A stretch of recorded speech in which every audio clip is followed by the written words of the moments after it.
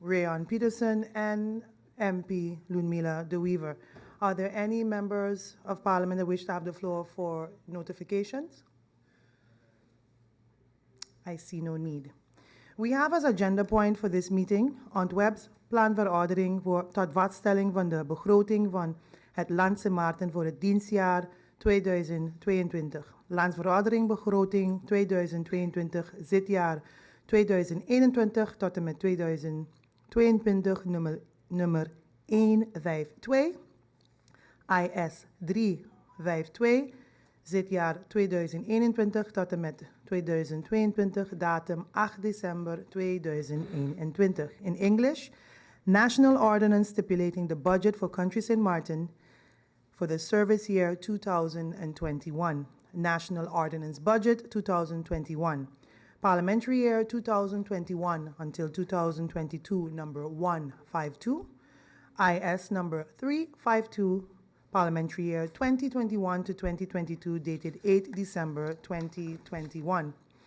We go over to the agenda point. Parliament received the National Ordinance stipulating the budget of the country for 2022 on December 8, 2021.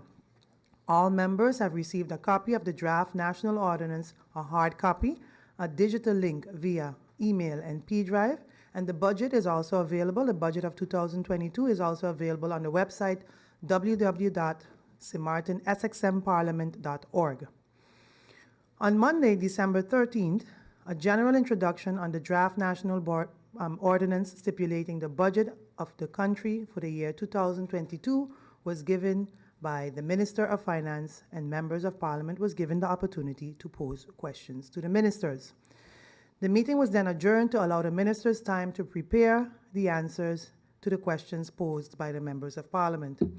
This meeting was reconvened on Tuesday, December 14, 2021, during which the Minister of Education, Culture, Youth and Sport and the Minister of Tourism, Economic Affairs, Transport and Telecommunication, TIAT, the Minister of Public Health, Social Development and Labor, VESA, and the Minister of Justice answered the questions that was posed concerning the draft National Ordinance stipulating the budget of the country for the year 2022. This meeting was then adjourned to allow the ministers time to prepare the answers to the questions posed by the Member of Parliament. On Thursday, December 16, 2021, this meeting reconvened, during which the Minister of General Affairs, the Minister of Public Housing, Spatial Planning, Environment and Infrastructure, and the Minister of Finance answered questions that were posed concerning the draft National Ordinance stipulating the budget of the country for the year 2022. This meeting was then adjourned to allow the ministers time to prepare the answers to the questions posed by the ministers of Parliament. Today's meeting is a continuation of the meeting which adjourned on Thursday, December 16th. I'd like to note also that yesterday, on December 16th, that the Prime Minister returned late to answer her questions that was posed by the members of Parliament on the exact same day. Today's meeting, however, will continue with each minister providing the answers to the question posed by the members of Parliament to their respective ministry. The sequence in which the ministers will answer the questions is the Minister of Justice, the Minister of Finance, Minister of Tourism, Economic Affairs, Transport and Telecommunication, Minister of Public Housing, Spatial Planning, Environment and Infrastructure. It is proposed that each minister will return a maximum of 2 times to answer the questions that were posed regarding the ministry. Members will be given the opportunity to pose clarification questions if necessary. I will now like to give the floor to the Minister of Justice, Ms. Anna Richardson, to answer the questions posed by the members of Parliament. Minister, you have the floor. A pleasant good morning to you, Madam Chair Lady, to the members of Parliament, to our support staff, those who are here with me, with you, and also those that we don't see who are behind the scenes really supporting all of us as Council, and also to the viewing and listening public. Pleasant good morning to everyone and a happy Friday. Madam Chair Lady, I'd like to move right away into answering the questions that were posed by the members of Parliament. I would begin with MP Westcott Williams. APIS has been delayed Is it because of objections to institute that particular system? Is it just a matter of negligence? Or is it in and out change of government administration? What is the feeling of the minister for the change of administration being the reason? What is the ministry's feeling about this as well? I cannot speak for the priority list of previous ministers. However, when I look at a department such as Judicial Affairs of Justice, there's an extensive list of legislations and policies that over the years remain undone. As such, that particular department has seen decisions made by me as Minister of Justice to alleviate the government of St. Martin and specifically the Ministry of Justice from stagnation. This is why on Tuesday, December 14, I mentioned, due to the instability of administrations, there has been some delays with the APS legislation. However, this is of high priority for me as minister, and I seek to have this completed in the upcoming year. That said, I will take this opportunity, Madam Chair Lady, if you would allow me, to announce that to the public that this particular department within Justice, so Judicial Affairs, does have vacancies published, and interested persons can visit, amongst other aspects of the Ministry of Justice, our website, the ministryofjustice.sx, to apply. Is the system already there or awaiting this legislation? Where does this put the system itself? Do we have one or awaiting legislation to make it formal? No, the system is not yet implemented, and yes, it awaits the legislation. In discussions I've had, MP Westcott, I asked or had discussions with the airport, for example, about the APIS system, and they indicated that they themselves have made some investments, and indeed it awaits the legislation to come online so that we can proceed. Hence the reason that I have made this a priority, because if an investment has already been made by parties who are providing the import and export of persons to and from our island, then I would like to be able to support that this legislation gets finalized. So we do have some delays due to shortage of personnel and the redevelopment of our judicial department. Moving on to the next question. On the immigration chapter, an objective to employ qualified locals first. How are you seeking to accomplish this goal? What is the ministry thinking of when it projects the in-depth review of the immigration function? The relationship between the Labor Department of VSI and Immigration Department of Justice are streamlining their services through shared systems and correspondence. As such, the Labor Department moves forward with enforcing labor laws to ensure, prior to granting a foreign person employment, there first must be the assurance that local labor is available to execute this task. This is how we intend to accomplish this goal. As far as an in-depth review of immigration is related, the fact of the matter is, overall, the Immigration Department is now being able to fully exercise their authority. The staff are extremely enthusiastic about this and motivated to execute their work on a daily basis. Under overtime, the ministry's budget significantly is cut in 2021, similar amounts for 2022. Yet in 2020 was close to double the amount. Does the minister have an indication whether budgeted amount of $2 million for 2021 are we in that range if in 2020 we had more than $4 million expended? How does the ministry expect to have overtime executed at the amount budgeted in 2022? Is that efficiency or just overtime cuts? In light of the financial challenges the country plunged into with the pandemic, drastic measures had to be applied to manage our resources.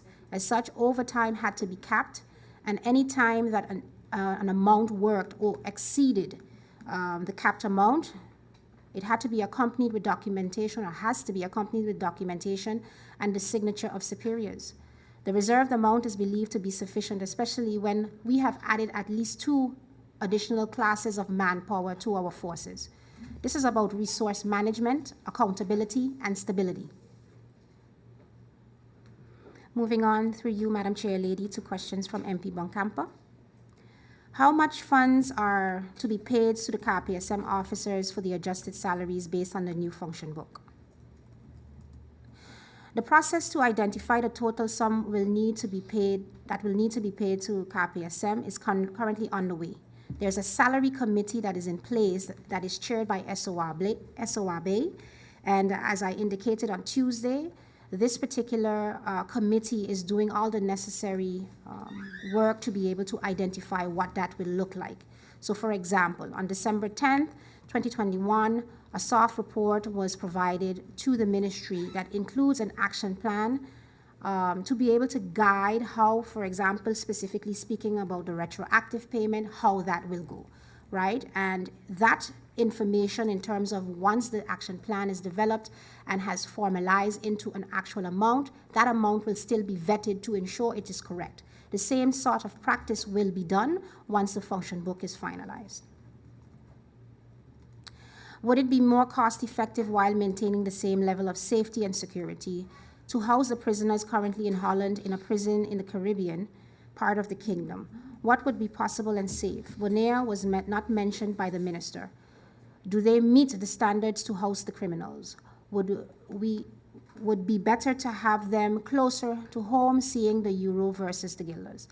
Whilst we can all agree there's a significant difference in the daily rate per inmate per day between the Netherlands and the Dutch Caribbean, it is equally important to take into consideration that the Dutch Caribbean facilities are all experiencing capacity issues. As such, though close proximity and cheaper costs, when dire circumstances present themselves, safety and security must be the first priority. And I believe that was the mindset after Irma and must be maintained for as long as necessary, considering all things we are aware of at Hervey Bay.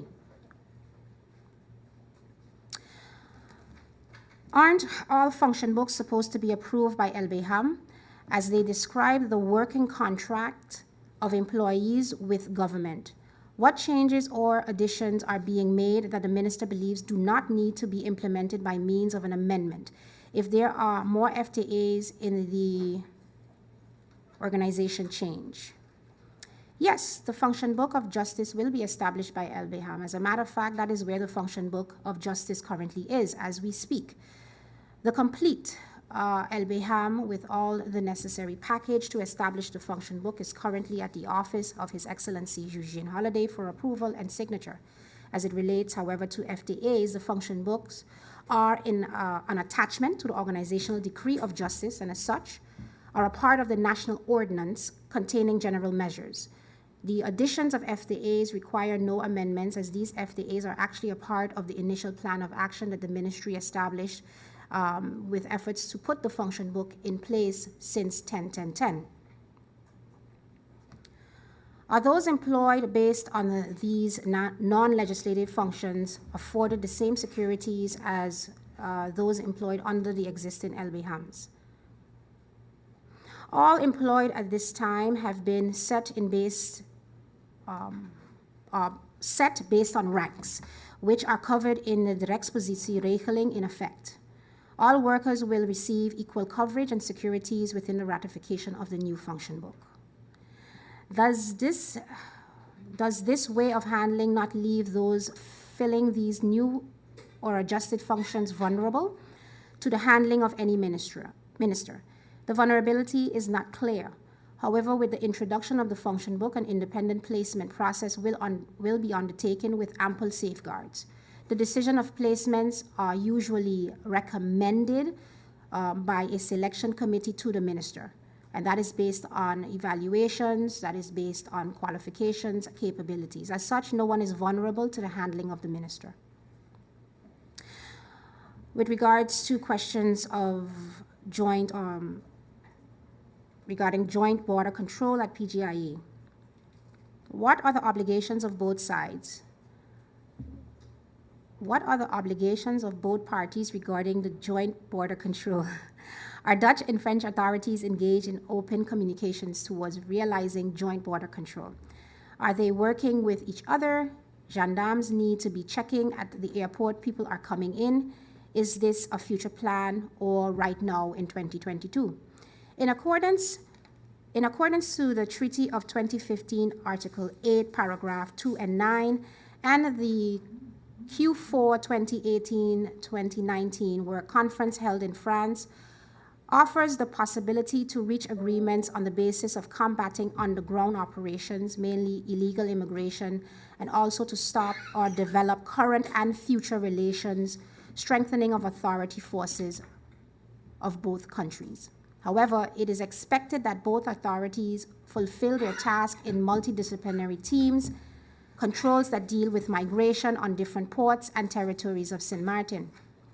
The Dutch and French are frequently communicating with one another to realize joint border controls. The French immigration are working with the Dutch immigration, whereby they assist and are scheduled at PGIA. This plan has been in place for some years now. An analysis was carried out by the operations team, which consists of officers of the Alpha Team, Immigration, and KMAR on bottlenecks at border points. What role is the Netherlands supposed to play in border controls and facilitating our joint controls? As part of the protocol, St. Martin's Border Services shall jointly draw up an action plan setting out the objectives and arrangements for carrying out border controls and detailing the resources that are needed.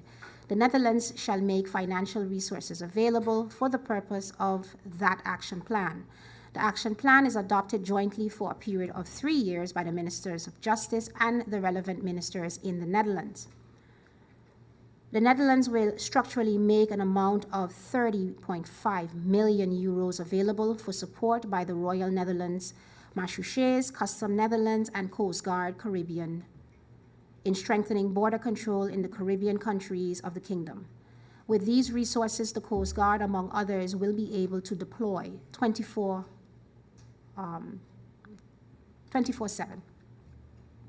In addition to the structural resources, the Netherlands also makes incidental resources available for investments in equipment, personnel, and facilities of border services. Does the minister expect that simplifying and reducing the level and detail of bureaucratic processes involved in residence applications will affect the amount of applications granted or duration of permission to residents in St. Martin?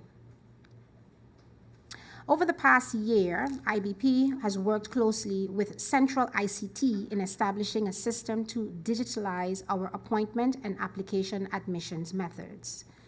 We need to modernize these systems as it would positively affect the speed and effectiveness of processing. However, I would have to edge on prudence, as I would not be able to say if these systems are changed, if it would impact the application influx amount, if that is what we seek to identify. Simplifying and reducing the level and detail of the processes involved in residence permit applications will not affect the amount of applications granted. However, it will reduce the duration of time it takes to process an application. In the past, there was a significant backlog that intensified with COVID and the closure of our offices. However, IBP department has tirelessly worked to reduce that backlog significantly. In terms of the duration to reside in St. Martin, this is regulated within the LTU or by the LTU and the guidelines of the LTU. How will this ultimately benefit St. Martin? The fact of the matter is, overall compliance in St. Martin is needed. Over the years, our relaxed approach to most of our matters has developed into major issues and bottlenecks for us as a country. We are a densely populated island with both people and vehicles. That is a fact that no one can deny. The efforts to properly regulate, streamline, and simplify our procedures is expected to deliver not only efficiency, but also give statistics and data that will supply all sectors within this ministry to strongly apply enforcement and maintaining law and order. I believe that the statistics and data that the Immigration Department will gather as well with our approach will not just be significant to our department, but to other ministries as well.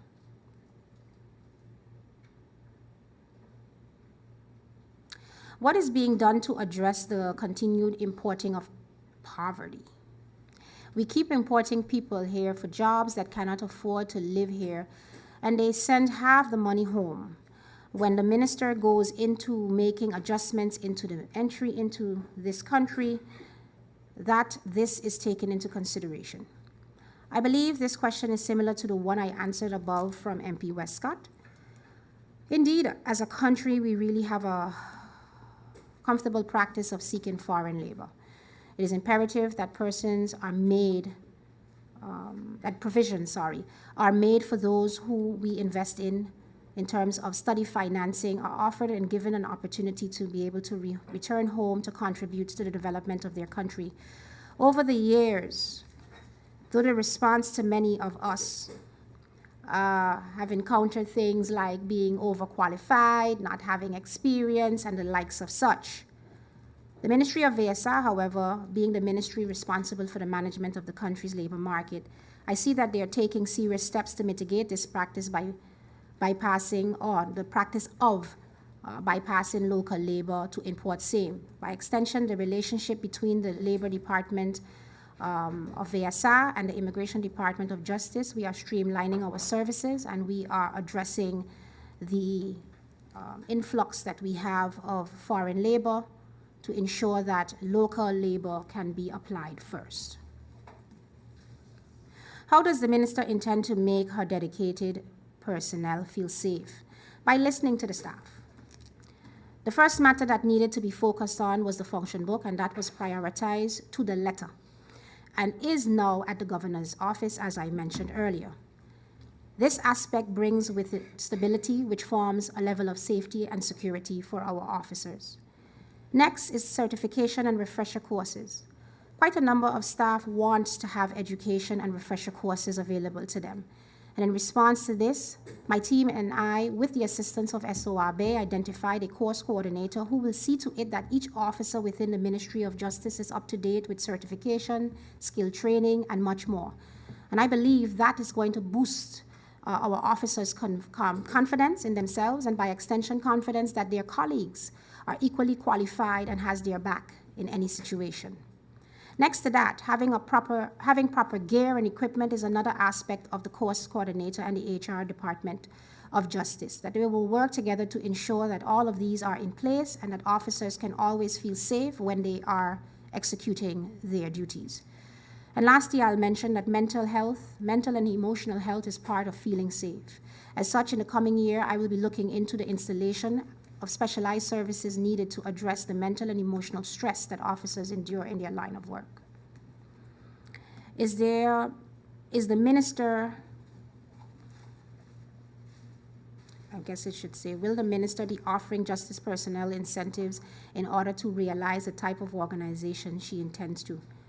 The pay is very bad, which often leads to police officers looking for work. On more than one platform, I have shared my intent is to hire an independent service that is qualified or a qualified agency to execute a risk versus compensation analysis. I believe it is essential for us to be able to have an analysis done to identify if the risk level that our officers place their lives on a daily basis matches the salary that they receive. This has been one of my intended and continues to be, and I just wanted to get this function book finalized to be able to put attention to that next, and that remains the plan. What are the intentions with regards to managing and supervising the crime fund? Intended areas for these funds to be used or allocated to. Can these be used to combat crime or facilitate those combating crime? Measure H12 of the country package focuses on the strengthening of the management of the crime fund. To have this measure met as prescribed, the Law Enforcement Council has accepted the task of monitoring the projects and proposals that are to be developed to utilize the crime fund. The purpose of the crime fund is governed by law with access to finances that is to be used for initiatives that combat crime and is in the interest and benefit to support safety and security for the country. Seeing that many officers work overtime due to their low salaries and the hardship in the country, would the minister allow police officers to work for third parties and making use of their service revolvers, as that's the added value of the service for the business world? These police officers have a gun, and there is a serious need for this in the country. I have taken note of this suggestion posted by at least 2 members of parliament. And same will be taken into consideration. However, I believe a professional study has to be done. And I wish to remind all that the policy does exist. Policy exists in terms of giving the guidelines as to how an officer can provide services outside of their core task. However, when we talk about one's revolver, it must be clearly and carefully determined if an officer can use their service weapon to execute civilian and private base services. This is a sensitive topic that must be carefully studied. Because, for example, if an incident is to occur and the officer does use their service weapon, who is held responsible and liable? The budget doesn't seem to have any posts related to achieving this goal, and I believe the goal has to do with a work environment which promotes or motivates good work ethics, morals, and compliance. I wish to list the following. A code of conduct does exist for the Ministry of Justice, and it is going to be enforced even more when the course coordinator takes up her duties. No budget is needed for this. Each department is headed by leadership who has a responsibility to ensure their staff is working with good ethics, morals, and compliance at all times. An additional compensation for this is not needed. All officers take an oath. No additional budget is needed for that. A course coordinator is coming on board in the start of the new year and will ensure officers get the trainings they need. Budget line, I didn't plug in the budget line here, but there is a budget line where there's a figure, I believe, of over 800,000 reserved for education. These courses comes with a level of discipline, and this encompasses good work ethics, compliance, and the likes. Can the minister elaborate on the actual intentions here? She intends to achieve them and where the budget supports this objective. In a few minutes, I will give you where the budget line stands in terms of this 800,000. What are some of the enhancements St. Martin can expect to experience? In the coming year, St. Martin can expect to see additions to the minister's teams, persons with expertise in various areas and extensive backgrounds in justice, HR, finance, education, and much more. This is not a one-man show, and it is essential that persons with qualification and expertise join my quest as minister to address the various areas in this ministry that lacked attention for far too long, and build a law enforcement chain that the officers who work in this ministry and the people of St. Martin can appreciate. For example, at the moment, when a citizen reports a crime inflicted upon them, they need to separately request a police report of the incident from the chief of police rather than automatically receiving a copy. Is this, for example, something that will improve through automation or simplified procedures? I was able to gain some background information about this from the chief of police, and then I will follow up by also giving my input. When a crime is reported at the police station, the person filing the report is given a copy of their statement. Okay? When a statement is taken elsewhere, the report is made at the station and taken to the person for signature, and they are given a copy. The person can also be requested to come into the station to sign their statement and retrieve their report. A report of a traffic accident is made by the traffic department and sent directly to the insurance company. If an involved person wants to have a copy of that report, they will have to request it through the chief of police because of privacy laws. This is the only way to obtain such a report at the police. The involved person can also request the report directly from the insurance company. So we would have to be able to see if it is a case that the question posed speaks of persons who are saying that they have experience of not being able to get a copy of their report. And if that is the case, it is something that would have to be brought to the chief's attention.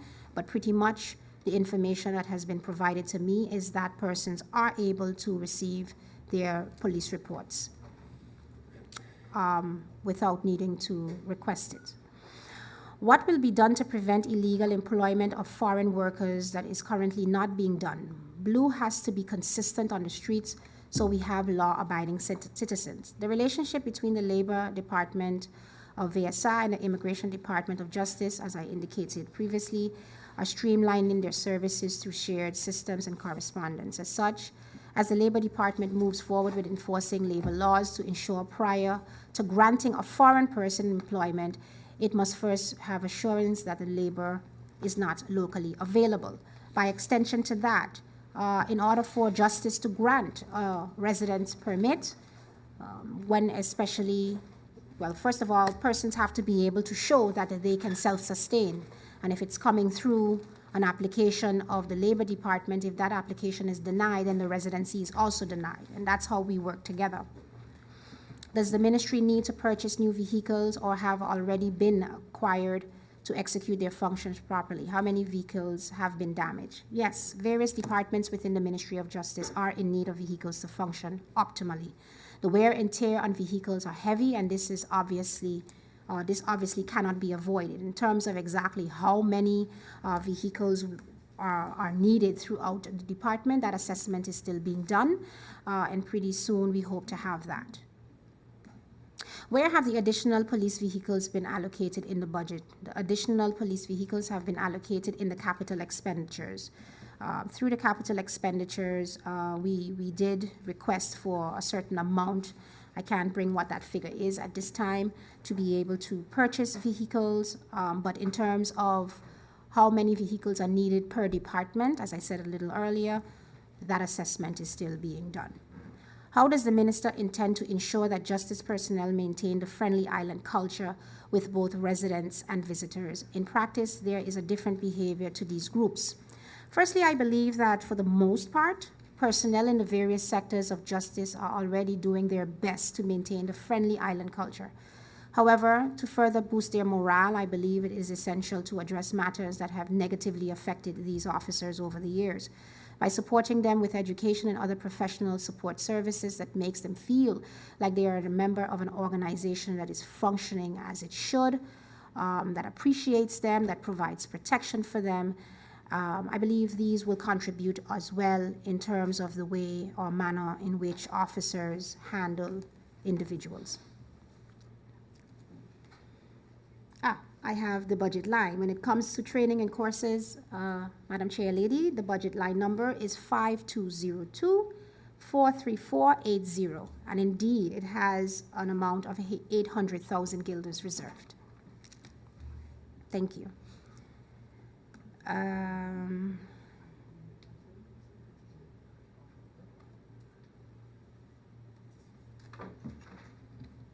So, where it relates to data protection, there's a question from MP Bonkampa, Madam Chair Lady, through you, where it is asked, we did not get an answer yet if this can be done locally. And if so, how much monies are presently budgeted to get the data protection locally enhanced instead of using the Kingdom law? St. Martin does already have an existing national ordinance of protection of personal data. Based on our current, our local supervisory body needs to be established. We,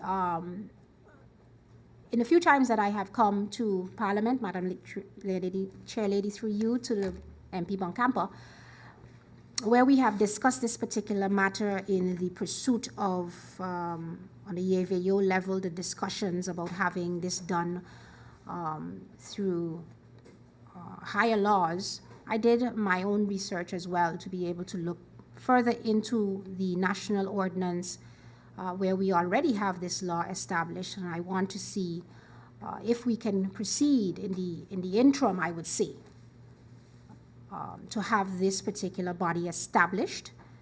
What the cost would be would have to be determined, because usually with these bodies there's a compensation that indeed the members receive on a monthly basis, and we would need to know what that looks like on an annual basis. No reserves have been made in our budget for 2022 for such a body, but as I said, I would like to be able to discover what that would look like if we were to move forward with our protection of personal data committee locally. When is this data protection to go into effect? The drafting process for the Kingdom law has started. The date of ratification is dependable on several external factors, and it's no different to any legislative process. As such, we cannot determine when that would take place, and of course, it cannot take place without the involvement of this Parliament. I understood that Bezeka made the funds available to make another consensus Kingdom law with regards to the data protection law as per the country packages. Recently, while being in the Netherlands, while at an expo, a well-respected professor in the Netherlands in the field of colonial and post-colonial history minced no words when he stated that consensus laws are only made to recolonize the former islands, now countries. How do you see or understand such a statement? How does the minister feel about this statement? I take note of the statement through you, Madam Chair Lady, to the MP. I think as a country we need to decide what we want.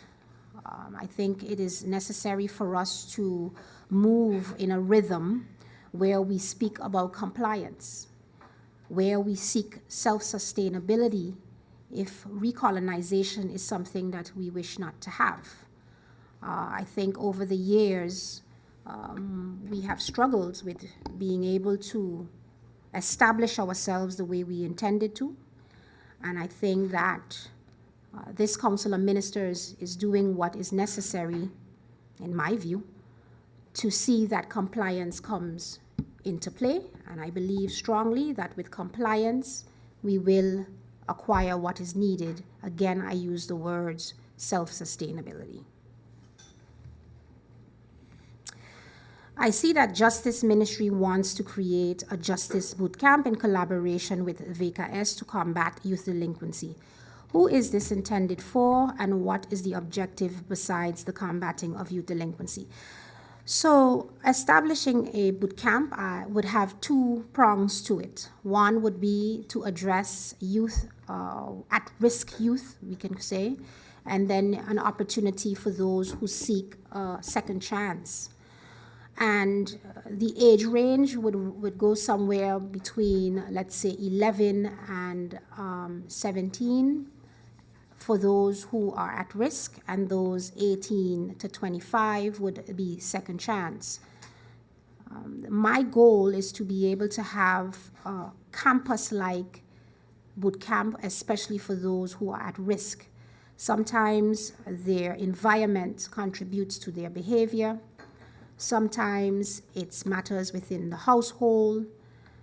There are a list of reasons that we have youth that act out, so to speak.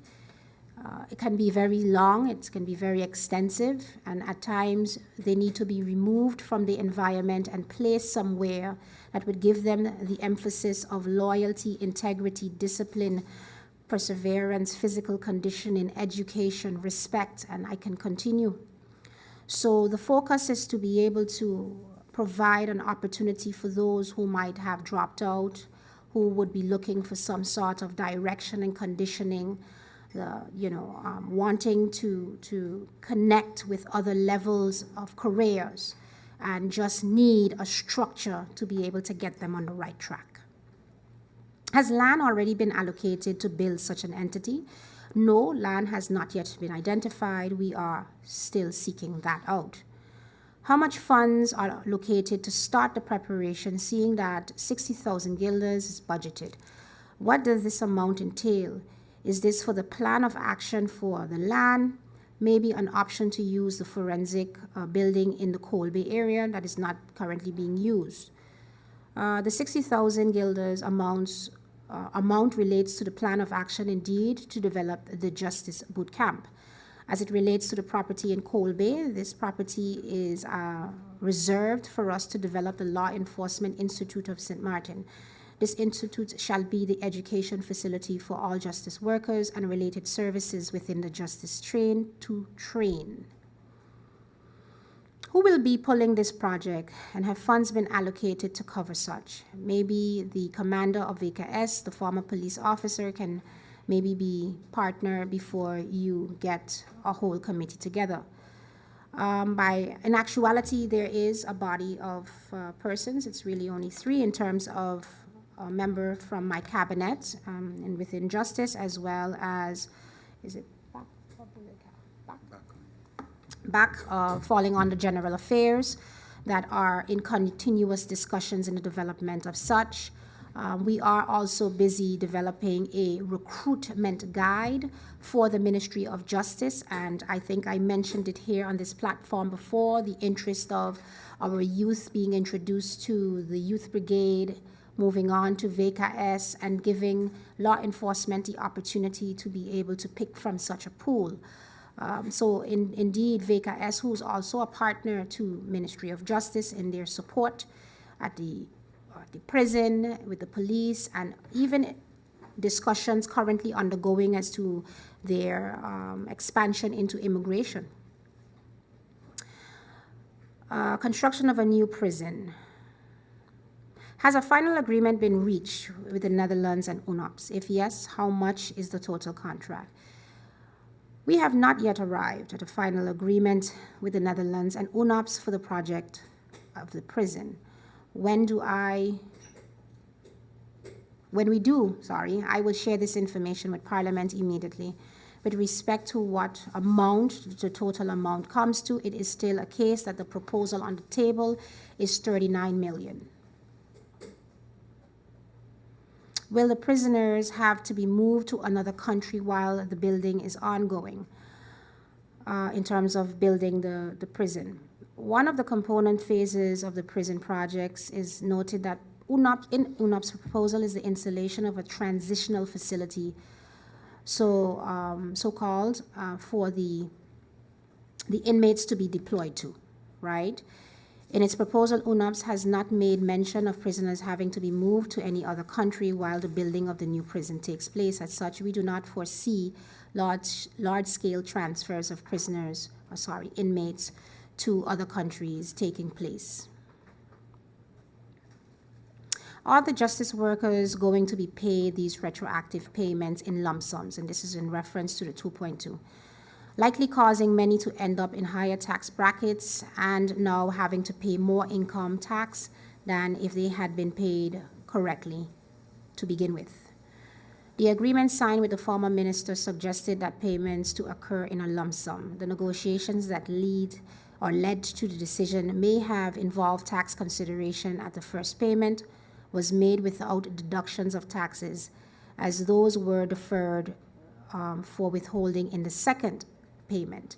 But I do believe that considering my legal team has a good working relationship with the unions, it may be a case, considering our liquidity challenges, that a discussion is held with the unions to decide, when speaking about the taxation on that second payment, what would their members prefer. So the monies of 2.2 is reserved, it's there, but indeed, being able exposing them to large taxation is something to be considered, and so I will ask the legal team, as I said, to have a discussion with the unions to see what would be the preference of their members. Will these workers be offered the option to receive recurring payments whereby they will not experience the climb tax brackets? I think I just covered that part as well. When it comes to the ankle bracelet, I have a few questions. Are the bracelets for all sorts of crimes, or are they strictly for certain sorts of crime? The usage of an ankle bracelet, electronic monitoring, can be used in different stages of criminal procedure. Firstly, can be used as a special condition for the suspension of pretrial detention. The judge can officially decide this in their own authority, or upon the request of a lawyer, or the prosecutor decides to suspend pretrial. If requested a special condition for such a suspension, the SEIB has an advisory role. The severity of the alleged offense and the possible risk for society if this person or suspect is released.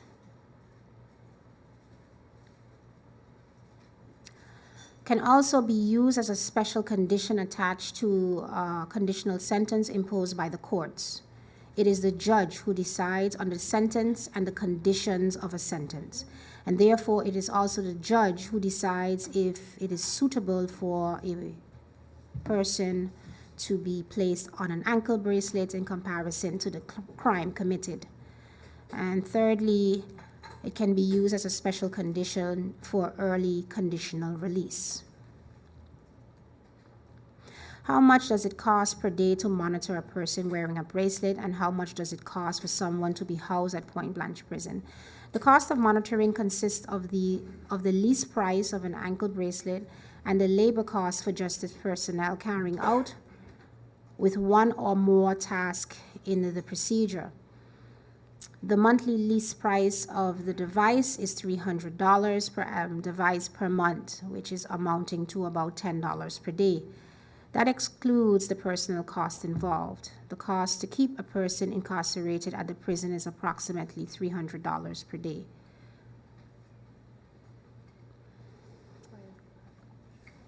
Who decides if a prisoner will ultimately be granted the right to be able to get an ankle bracelet? The minister, the prosecutor, or is it anchored in the law that if you adhere to these conditions, you get an ankle bracelet? The decision is with the judge. The judge decides on the sentence and conditions of a sentence, and therefore it is also the judge who decides if an ankle bracelet is a suitable special condition in relation to the crime committed. Through you, Madam Chair Lady, I'm moving on to the questions of MP Gums. Are there regular training schedules programmed in place for KPSM? How often do they go back to school to upgrade based on their rank? Are they receiving proper training and given the best tools to do their job? KPSM's training budget is 75,000 guilders, which amounts to an annual budget per FTA of less than 400 guilders. Despite a low annual budget per FTA, KPSM still manages to offer its employees a solid training plan. By being creative with scarce resources and seeking cooperation with other police forces within the kingdom. In recent years, 5 classes have been trained for the basic police training. The cost for this training amounts to 400,000 guilders per class. This brings the cost post to 2 million guilders. The basic police training is provided and financed by the Netherlands. The post-initial and specialist training are realized through cooperation in the region and financed by Quality Impulse St. Martin. St. Martin only has to pay for the travel accommodation cost of trainees. A total of 69 post-initial and specialist trainings were offered this year. The IBT training courses are provided annually by the internal IBT teachers. Each executive colleague has 3 to 4 training sessions per year. A training course takes 2 days per person.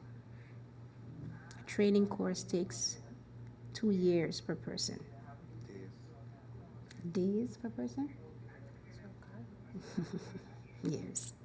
That's a typo. Sorry about that. The budget for training was increased. Can the breakdown on how the budget will be distributed per unit in the justice chain be provided? Such a breakdown can be provided in writing once discussions with the course coordinator, department heads, and the HR of Justice commences. The 12% increase under the prison was increased. Vooding for food. Where is this increase coming from? Does this have to do with more prisoners, more staff, or increased costs in groceries? Can an indication be provided on which prices were increased? How was the budget on the post allocated? Can the calculation on what happened with the budget be provided? In 2020, 453,000 guilders was budgeted. However, 640,000 guilders was spent. What kind of agreement is in place for nutritional groceries needed for prison? There is indeed an increase of 12% budgeted. This was done in order to reflect the actuality of what it costs to maintain the inmates. Keeping in mind that health limitations of inmates are also considered in terms of what they can or cannot consume. By extension, the cost of groceries has indeed increased, and this does play a role. There is no formal agreement for specifically titled nutritional goods. However, Harvey Bay and M&C already purchases numerous fresh and organic goods, including fresh vegetables, freshly baked bread, etc. However, the chef and his team does their best to ensure to adhere to providing nutritious meals to all inmates. I move on through you, Madam Chair Lady, to the questions of MP DeWeaver. Anywhere in the budget that had increased double or more is what I am questioning across the ministries when it comes to third-party expenses. It's very general and miscellaneous. Can we get a detailed breakdown on what those costs are? There were only 2 increases in 2022. Budgets connected to the third-party personnel accounts. Said increases were at Harvey Bay for the services of VKS, and the other was at National Detectives for cleaning services. MP DeWeaver, we were actually trying to provide you with a bit of a presentation so you could see it online, but maybe you can see it on budget post 5202. 03 and 04. Through you, Madam Chair Lady, I move on to questions of MP Bryson for off-duty police officers, and this question as well goes joint with that was posed from MP Boncampo with regards to allowing police officers to use their service weapons to be able to earn additional income. And as I indicated earlier, a study would need to be done about this because this is a very sensitive discussion. However, it does have my attention, and as always, I will follow through to discover what can be done. But I just want to remind that there is a policy that does exist, given opportunity for second employment to take place, so long as it does not conflict with their core task. Ankle bracelets, if we take all the people sent to the Netherlands for over 2 million guilders and place them on ankle bracelet, would that not lead to an immediate savings? There will be consideration for different types of criminals' help. What is the number of detainees that are sent to the Netherlands? So if we can get the number and have them on ankle bracelets, then savings can be calculated. Then the Ministry of Justice can have costs of the ankle bracelet transferred to the prisoner. So as I had indicated last Tuesday through you, Madam Chair Lady, to MP Bryson, it's going to be difficult for us, and I emphasize on his word, use all. All of the inmates cannot be considered for ankle bracelet because, as I indicated earlier, the judge is who determines, one, who or what sort of detention sentence will be applied for the type of crime. And when we say all, we are including persons who are convicted of murder. And as a community, in our capacity as officials, we need to know whether that is what we want to have. Do we want to have persons who are convicted of murder able to not be in a facility but on an ankle bracelet? A serious study has to be, really a study shouldn't have to be done or something like that. Exchange of information with APIS. Will the Tourist Bureau be allowed to access the data for marketing purposes? From the onset of this project, the intention has been to offer the data as an aid to the Ministry of TEAT marketing strategy. The Ministry of Justice and IBP in particular understands the tremendous value that API or PNR data will deliver to the Tourist Bureau Department in gaining insight on how flight loads break down, what the landscape of travelers' demographics look like, and the indication of which market serves our marketing dollars best. Notwithstanding the above mentioned, a thorough assessment of the API and PNR data and master data will be performed by experts to ensure the protection of privacy and the maintenance of safety, security, and peace can be guaranteed to all traveling to and from our shores at all times. Through you, Madam Chair Lady, I'll move on to the questions and answers for MP Emmanuel. Is there anything in relation to the gift basket that, like the personnel in Bonaire received for the justice workers of St. Martin? As much as I would love to, absolutely love to, give to the justice workers, the prison, the customs, police, immigration, Coast Guard, Lanceserge, Court of Guardianship, MLC. The list goes on and on of the dedicated persons within the Ministry of Justice that deserve not just the basket, but much more, and that is the pursuit. And as a matter of fact, across the board, all civil servants are deserving of something special. Can we do it, is the question. The ability to do it at this time is not there. And our hopes is that we as a country will get on a train, and I think we are well on our way. We see how healthy our tourism market is looking.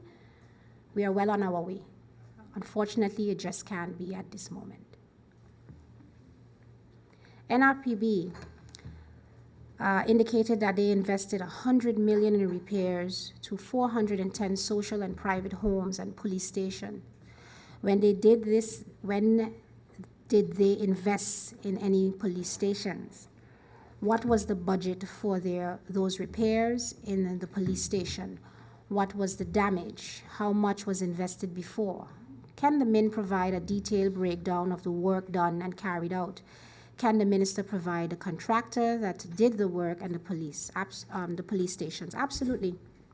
We can provide, and we will provide this in writing, but just to be able to tap a little bit into the figures, out of that $100 million, the 2 police stations received a financial support to the tune of $1.6 million. This amount is derived as follows, or derived. Phase 1, there was an application of $417,410. Phase 2, $835,288. There was some extra roof work or repair that was needed at the Phillipsburg police station that came into a tune of $348,625. Those figures added together gives us the $1.6 million that was the support that the police station received. I will, Madam Chair Lady, be sharing my answers that are here, and in the answers, the breakdown that the MP seeks is here. However, I do, in looking at your question, MP, there are some more specifics. So in addition to providing this today, I'd like to be able to provide the other information you've requested. Yeah? Thank you. Mental health patients. Is there a working agreement with the police department with mental health? If yes, please provide this to Parliament. If no, then why are they housed at the police station? If not, under what authority does the police station has to house these individuals? There is a working agreement with the police. However, at the request of the Ministry of Justice, all mental health protocols within Justice Department have been put on hold until all outstanding discussion points have been discussed with VSA and the Mental Health Foundation. New agreements have been made. In the interim, the police came to the agreement with the acting director of the mental health that the police will attend all calls where a mental health patient is disturbing public order. In these cases, it is agreed upon that the officers will assess the situation, and if it cannot be solved by the officers and/or family members, the officers will be assisted by the Mental Health Foundation nurses. In cases that the police assistance is needed in the Mental Health Foundation institution, the officers will assist as backup for the nurses while treatment is administered to the patients. No mental health patients are housed at the police station. If crimes have been committed by the mental health patient, the person is arrested. It is then the public prosecutor, if the person goes into pre-detention, or if they will be handed over to the mental health for further treatment. Now, I know, Madam Chair Lady, the question, or through you to the MP, spoke about, let's say, Mr. Thomas, in understanding his situation. Some changes has been made, considering delving deeper into the processes of the way we did things. The mental health facility is short in its capacity, and it did seek the assistance of justice to be able to have secured facilities, to be able to hold these persons, to be able to protect our society. Now, that in itself developed into something that was not positive, but even when the Mr. Thomas, let's say, for example, was in the facility, it is with the repeat visitation, free visitation of mental health to ensure that the mental person is cared for as they should. That's the most that I will say about it, because the investigation is ongoing. The status of that has not been provided just yet, but it was a matter of, and always is, that justice is seeking to be of assistance where help is needed. What constitutes incarceration? Is it when you are arrested for a crime, or is it when arrested because you just need to sleep it off when you are drunk? Whose responsibility is it in the death? Whose responsibility, if there is a death, mental health or the police? For example, the death of Lance, and I just touched base on that a little bit. I can go a little bit further, because I did obtain some information from the public prosecutor's office or the PK in this end. When a suspect of a committed crime, when suspected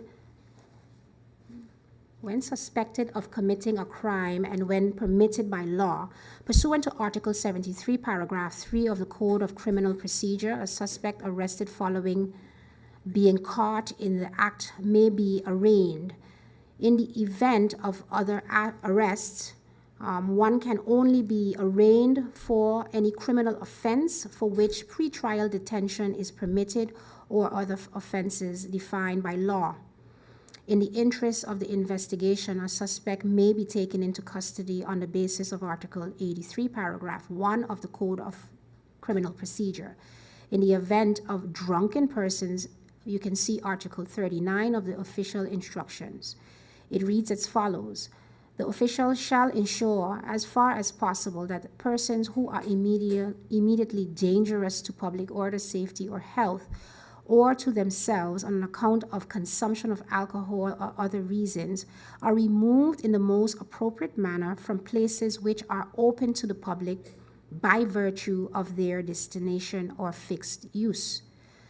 Places which are open to public by virtue of their destination or regular use shall include means of transport in such places, provided they are not used as dwellings. The official shall hand over persons referred to in Paragraph 1 to his or her own subordinates insofar as the circumstances permit. They may, in the absence of reception facilities elsewhere, be accommodated at the police or brigade station by way of relief, if this is necessary for their protection and is not done against their will. Detention of a suspect takes place under the responsibility of the House of Detention. Corps Police St. Martin has no cells at its disposal. As soon as the suspect is taken into custody, they are transferred to the regime of the House of Detention. In the investigation into the death of Lance Thomas, the last interrogation of various parties involved are currently taking place. During a lot of the interrogation that have been already taken place, the right to remain silent was regularly invoked, which has a delaying influence on the progress of the investigation. After completion of the investigation, the file will be submitted to the Public Prosecutor Services, after which a decision can be made about the follow-up.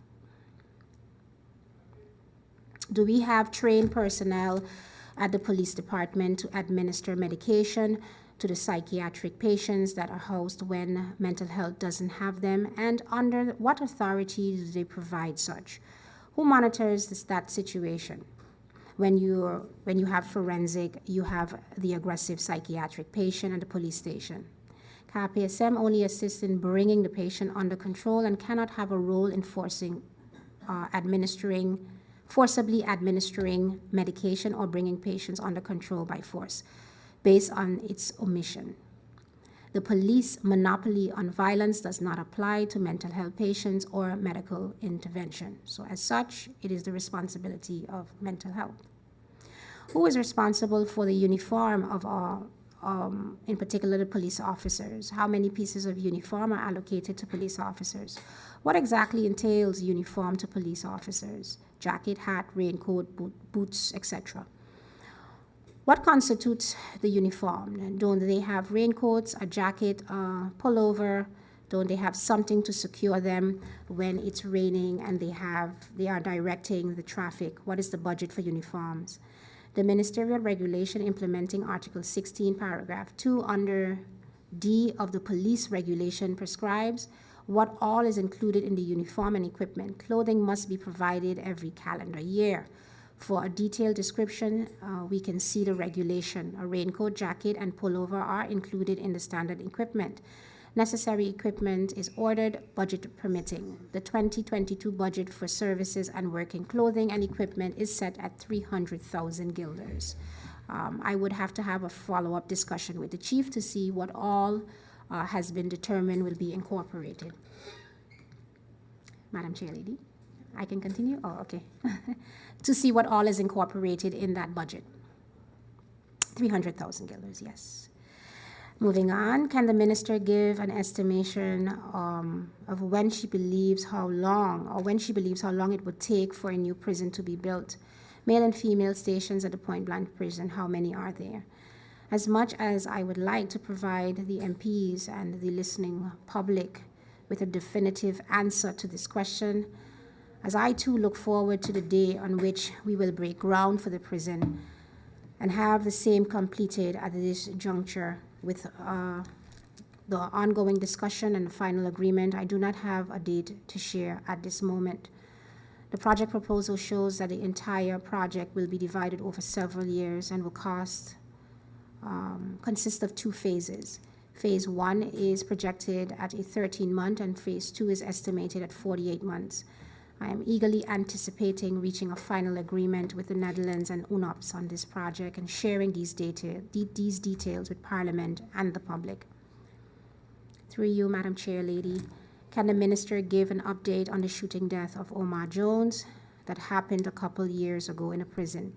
In recent years, the investigation into the murder of Mr. Jones in 2016 has involved a broad investigation into all possible indications, which unfortunately has not yet led to the identification of a suspect. When new indication arises, they will of course be taken into account.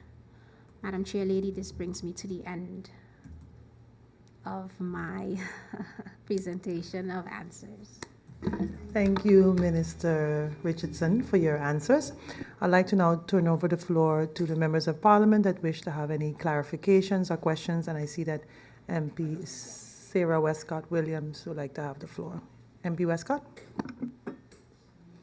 Thank you, Madam Chair Lady. Good afternoon to you. Good afternoon to my colleagues and our support staff. Good afternoon to the Minister of Justice and her support staff. Thank you for the opportunity, Madam Chair Lady. I just want the Minister, given her response regarding the APIS legislation to come, what system is currently in place to collect the necessary data at especially our airport? So yeah, that's basically what I would like to know. How is whatever necessary information collected, how is it done presently in the absence of the more broader APIS system? Thank you, Madam Chair Lady. Thank you, MP Westcott. Next, for clarification, I see MP Claudius Boncamper would like to have the floor. MP Boncamper. Thank you very much, Madam Chair. To the Minister of Justice and the support staff, a pleasant good afternoon. Thank you, first of all, very much for the answers. Well, very in-depth. I just have two clarifications I would like. When it comes to the joint control of the Dutch-Franco Treaty, you are referring to a law most probably that I don't have. So when I get it in writing, then I'll go through it. And if there's a clarification I need, then I will go back to it, because I can recall the Dutch-Franco Treaty was that the French had to work at the airport and we would have to create a sterile ground for them because they're in France. So I was trying to figure out how that was going to work now, especially that we're looking at pre-clearance. It looks like we have a free-for-all down there, Americans, French, and Dutch. That's basically what it means. And the second clarification was the one from the ankle bracelets. Am I to understand that only a judge can allow somebody to get an ankle bracelet? So what happens if the judge isn't here anymore? Because they're not permanent here, they rotate. And judges are not aware of cases, or they're going to read into every case to get a bracelet. Is that how I have to understand it? So it is not that the prosecutor decides, or the Minister of Justice, or it's anchored someplace in the law. It's to the freedom of a judge to decide who's in and who's out. I just want to be clear on this, because if that's the case, that means that the law is not closed. It's an open-ended law and it needs to be closed.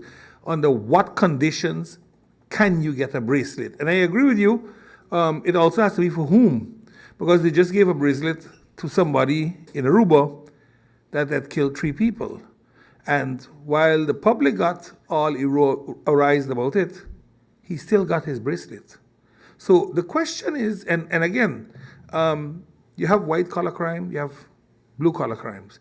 Where do you make the distinction when you're charging somebody or when it costs the taxpayers $300 a day for point blanche, and it costs $300 a month for a bracelet? And even if it costs us $50 a day on salary for somebody to monitor, we can never reach to that $9,000 a month to hold a prisoner. So the question is, how do you look at this? And naturally, everybody that is sentenced did something that is against the norms of a community. But in Holland, the norms are different than in the Caribbean. And I am going to say it publicly because I realize they are shutting down the prisons in Holland, and God knows the crimes are not less in Holland.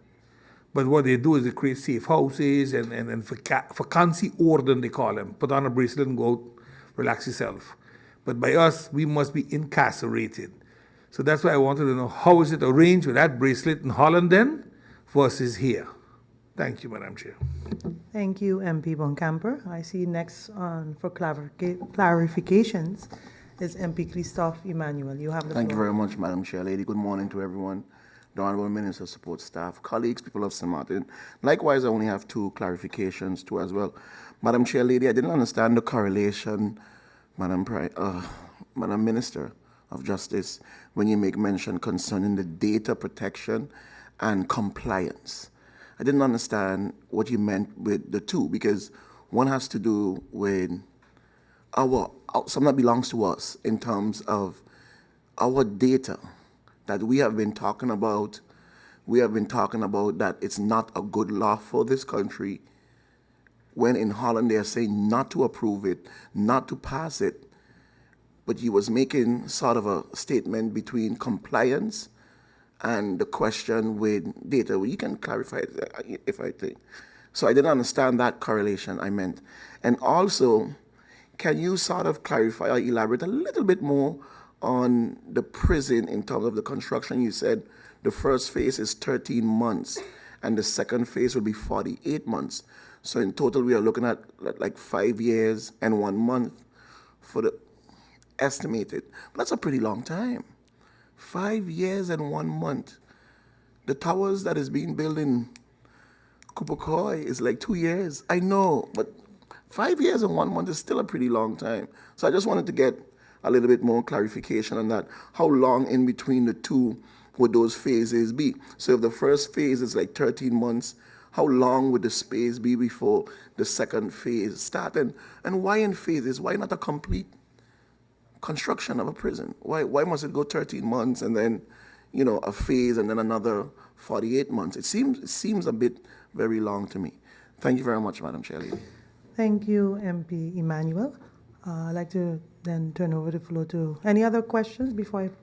No, I see none. Then, Minister, can you respond immediately to the clarifications? And you have the floor. Yes, thank you very much. Through you, Madam Chair Lady, I would begin with MP Westcott. So currently, MP Westcott, there's the BMS system that is used to be able to track the information that you are referring to. The arriving passenger or larger scope is an opportunity to be able to share information and receive information, the manifestos of travel, let's say with the United States and other international destinations within the Caribbean. So that's the differentiation between the two. But in terms of us being able to manage who is coming and leaving our borders now, the BMS system is used. MP Boncampo, through you, Madam Chair Lady, your question has to do with regards to the joint control. We will share the law with you. We will share the details of how that is actively going, right? And then there was another aspect that you asked about. With regards to the ankle bracelets, it is a case where SEI Bay would be the one who is the parole board that is going to, is monitoring in consultation with the prison, the behavior of inmates, and they are the ones that make the recommendations to the judge whether or not the person is in compliance, doing well, etc. As well, 2/3 of your sentence being served, you do come up for recommendation for an ankle bracelet, and with hopes that you will adhere to the conditions that are set. But indeed, the way it is, the judge is who makes that decision. And if I may, I will go on to, in terms of the correlation, I believe you misunderstood the mention of compliance, and then you associated it with me speaking about data protection, MP Emmanuel. No, the one that I use the term in terms of us being in compliance is the recolonization by the professor. The question was, how do you feel? That wasn't him. That was... No, that's what I'm saying. That's what Madam Chair? Yes. Point about Madam Chair. Yes. When MP Boncampo asked the question concerning data, he made reference to what the professor in Holland said about recolonization, because it was a consensus in the way he puts it all in.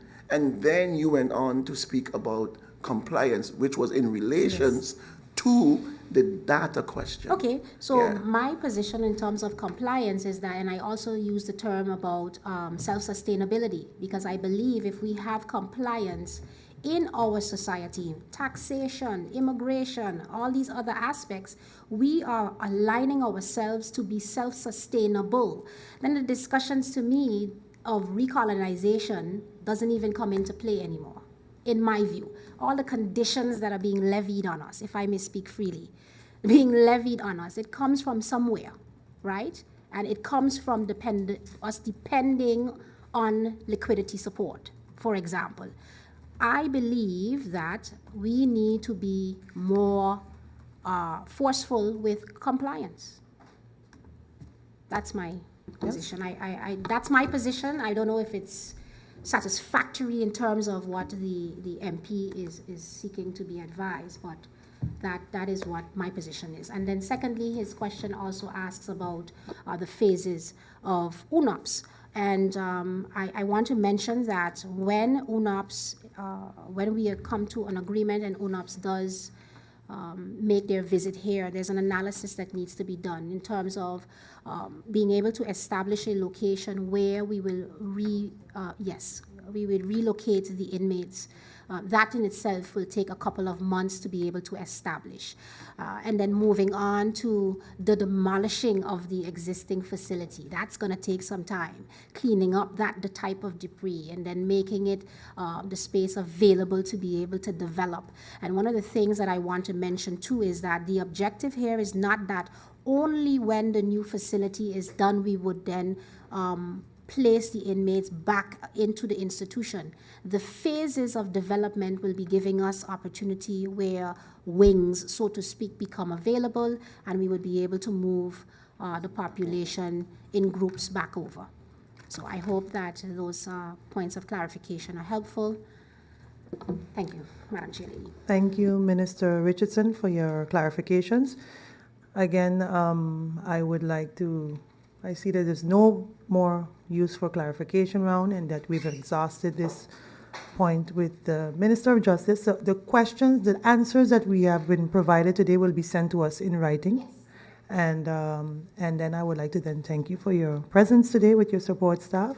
And we will now adjourn this meeting until 12:40 and to allow the Minister of Finance to come in to answer the questions as well. So thank you, Minister, and meeting adjourned until 12:40.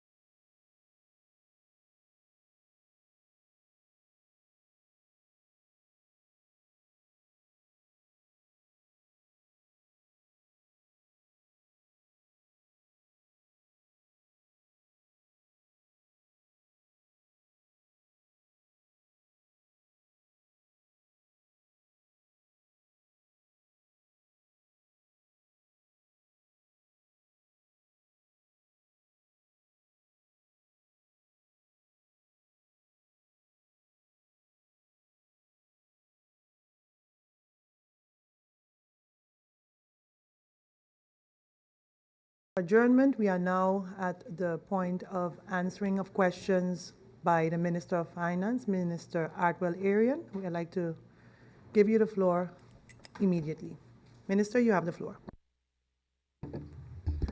Good afternoon, members of parliament. Good afternoon, chair, referred to people, Sir Martin. I'll now continue. Ma'am, should I have 30 seconds? We will give you 30 seconds.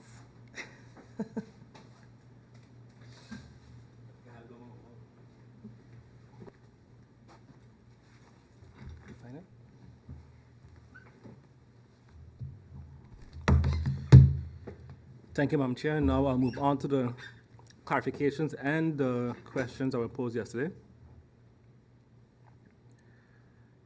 MP Scott Williams asked a question in regards to the Kingdom Council Minister's advice to CFT. And in that regard,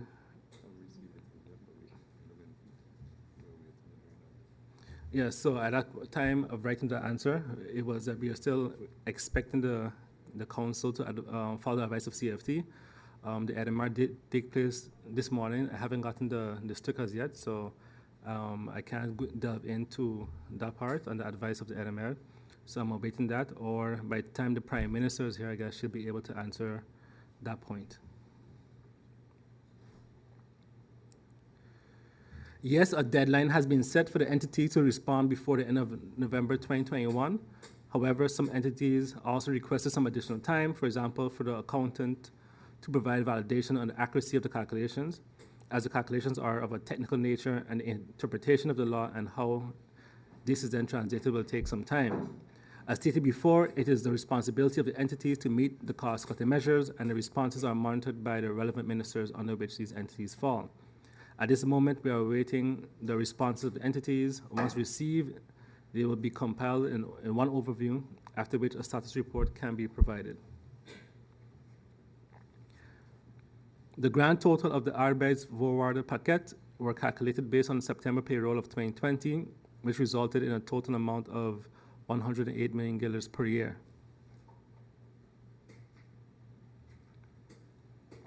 The amendment to the TOT for psychologists is currently being finalized and will reach Parliament probably in the first quarter MP of 2022. Said amount in the overview of SLAs can be found at the fiscal affairs, under fiscal affairs, under rechts en deskundige advies. Also, some third-party expenses and legal and professional fees can be budgeted in case of with no direct or specific party being attached to the engagement. These would not be part of the appendix of several service level agreements. That was an answer in relation to, you said under the budget of third-party expenses, the matter of SLA and contracts. Under the listing, the Ministry of Finance, the SLA states that there's, for example, an amount for fiscal affairs, and you mentioned a percentage. So that was the answer for that.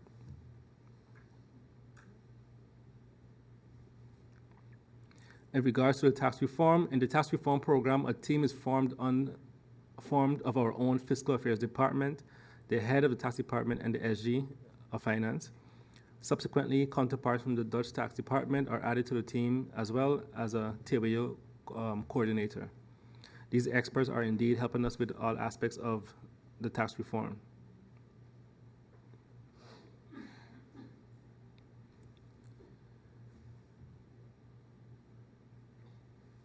The following answer, the same thing is happening here in regards to,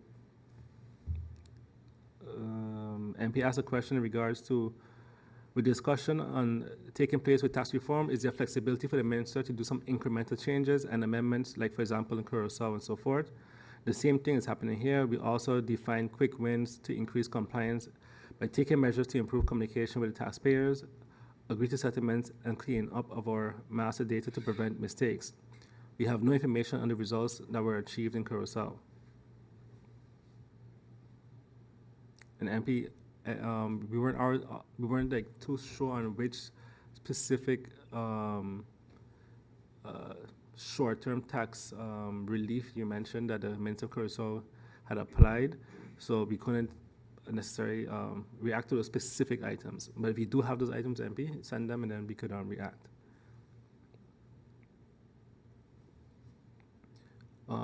Just in relation to that, I remember seeing a Black Friday tax relief, but I wasn't sure if it was a meme or if it was a joke or not, posted from Madam Chair Lady, with your indulgence, could I just interact with the minister on the point that he raised? You want a point of order? Yeah, a point of No, order. Yeah, okay, yeah. sure. No problem. It's It's not a central. problem. I'll allow the It's central committee. So I'll I allow think the we can, yes, interaction. Not a problem, Yeah, MP. thank you very much, Madam Chair Lady.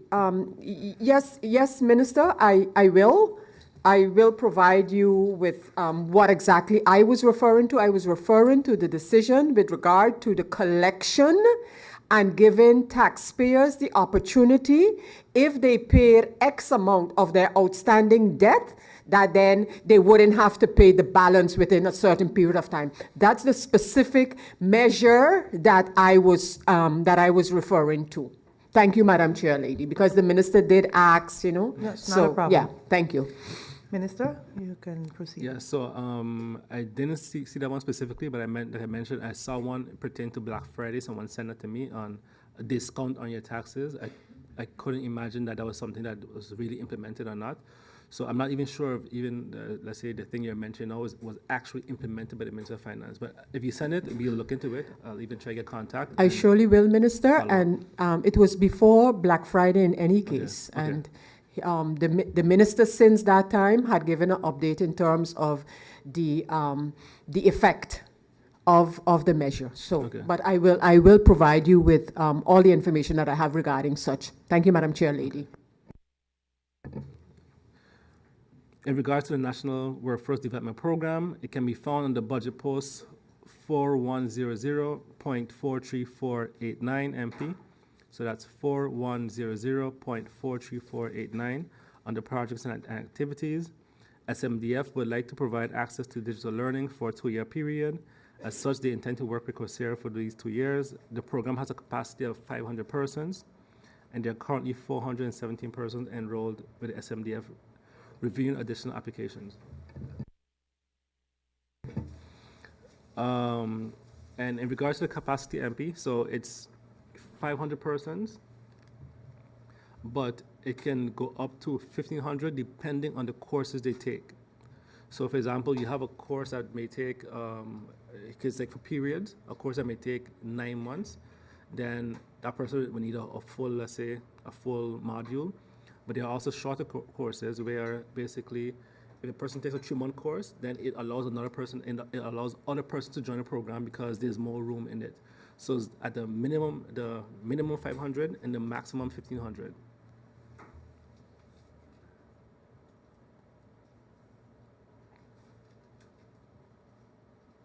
Another thing that we are also looking into is, because it was free in 2020, we allowed a lot of people to register from, like, let's say, 8 courses and so forth, and they maybe only did 5. But then you also had persons that applied for 10 courses and then finished none, or because we could see in the back end, every individual that, let's say, applied for a course and did like 1%. So basically, just opened it and never continued since then. So what we're doing now, because we are paying for it this time around, and we want to have persons in there that actually want to use it, that after the first module, looking to say, hey, look, you're not using the course, we'll have to deregister you and put on somebody else that actually wants to use the course. So we have all that data behind the scenes to be able to make sure everyone gets a fair chance, and the ones that actually want to use it, use it.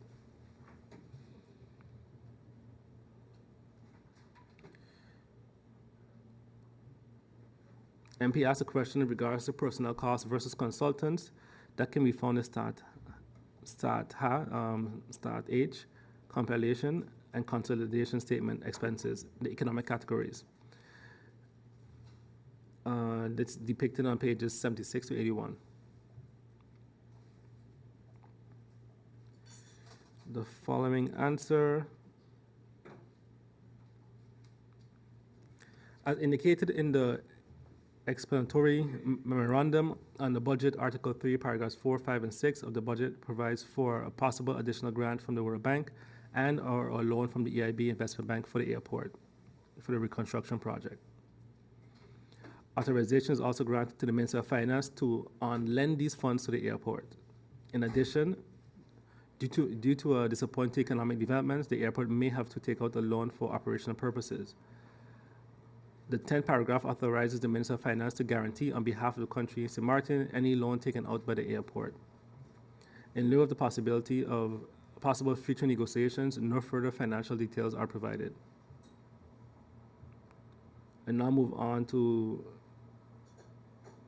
the answers from MP Christophe Emmanuel.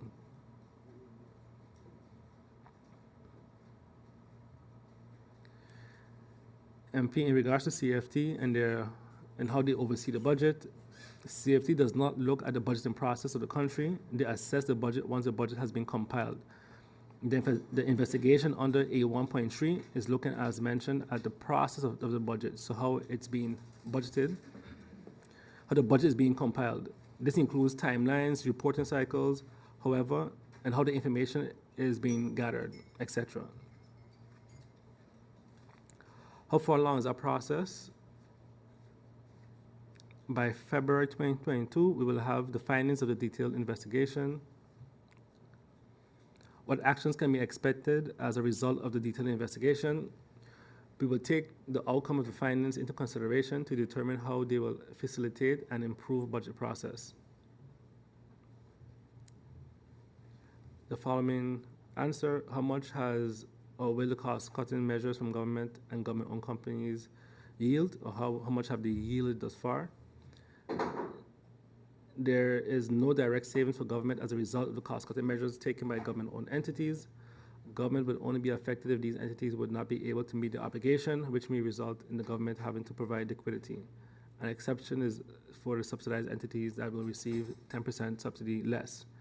In addition to that, as I mentioned before, not all government-owned entities already have been applying the conditions. Some have even asked for some more time to be able to accurately, with their accountants, be able to calculate the cuts.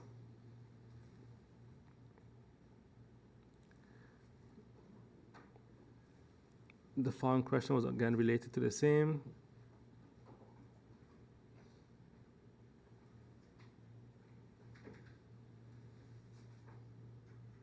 MP asked a question in regards to the less fortunate.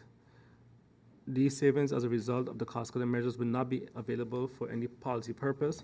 The savings will mitigate the shortage but not add money to the coffers.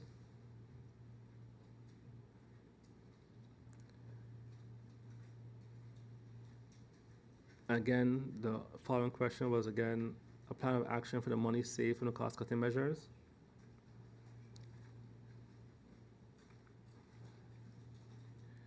And then the following question was question 7, MP, that's related to AZET. Just want to make that clear from now.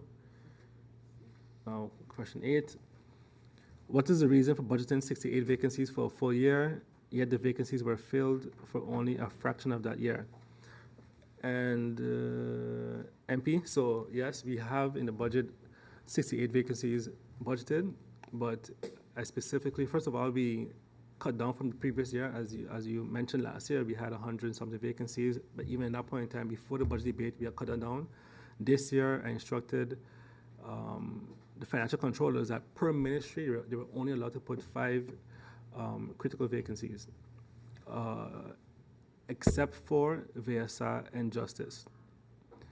And because those fall in line with the pandemic and other issues that we may have. In addition to that, what we did was, yes, we did have them budgeted, but we didn't budget them for the full 12 months. So you'll see a person, for example, in the Ministry of, let's say, Finance, we have their post there, so let's say a controller, they're there, they're budgeted, but we only budget them for maybe 6 months, so we save them money. And the reason why I told them that is unrealistic to budget for a full 12 months, knowing that the process and recruitment takes 8 months sometimes, even a year sometimes.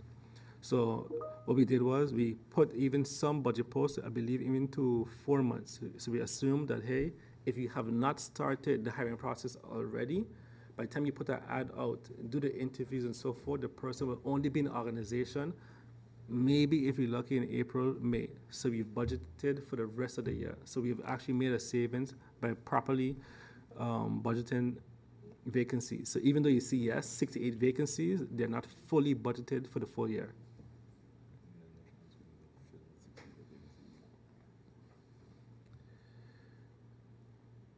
Please provide an itemized list for additional operational expenses. For this itemized list, MP, the operational expenses not included in the 2021 budget, please refer to the detailed list on page 9 of the elucidation book.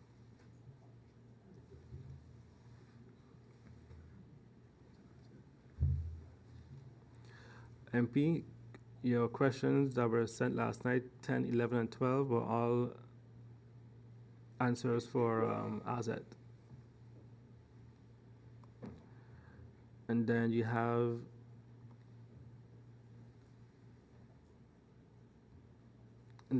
a question in regards to B9 in the country package, again, and also Payno, that's also AZ. You asked a question in regards to the performance management system, not already set in place by law, as also AZ. Staff issues with civil service, that's also AZ. 16 is also AZ. So now let's move on to the question that was related to me, which on my list was 17. In the country package states that compliance programs will be continued. Can you elaborate on the type of compliance programs? Moving on now to the CRS. The CRS seeks to establish tax residency of the customers. In the case of St. Martin, under the CRS, financial institutions of St. Martin are required to identify customers, individuals or entities, who are tax residents outside of St. Martin while holding their financial accounts in St. Martin and report certain data of financial account holders of our intended CRS partners to our local tax administration. That was in regards to our compliance in the CRS and C3 in the country package. MP asks, who exactly are these compliance programs aimed at? As partially mentioned, but I'll go a little more detail here. This data concerns data about the account holder, the so-called subject data. This concerns the following personal data: the name, address, tax residence, tax identification number, and in the case of a natural person, the date and place of birth. In case the account holder is a tax resident in multiple states, all tax residency states and tax identification numbers must be provided. Furthermore, financial institutions must report data regarding the account, the so-called object data. This includes the account number, the balance of the account, the value of an endowment insurance policy, and the total gross amount of interest paid or credited to the account. The following question was in regards to the money allocated to Bearing Point, implementation of a robust tax system, IT, for the tax office. The answer, tax reform requested capital investment. This was not forthcoming, but instead included in the DPO financing scheme that was proposed by the World Bank, but it's no longer available. Now the tax reform is part of the country packages. Did Bearing Point receive any money? The tax reform project is now part of the country packages, and the implementation phase has not started as yet.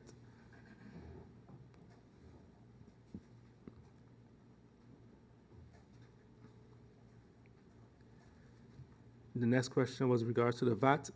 While the VAT was included in the initial country packages, the government of St. Martin is not implementing any VAT.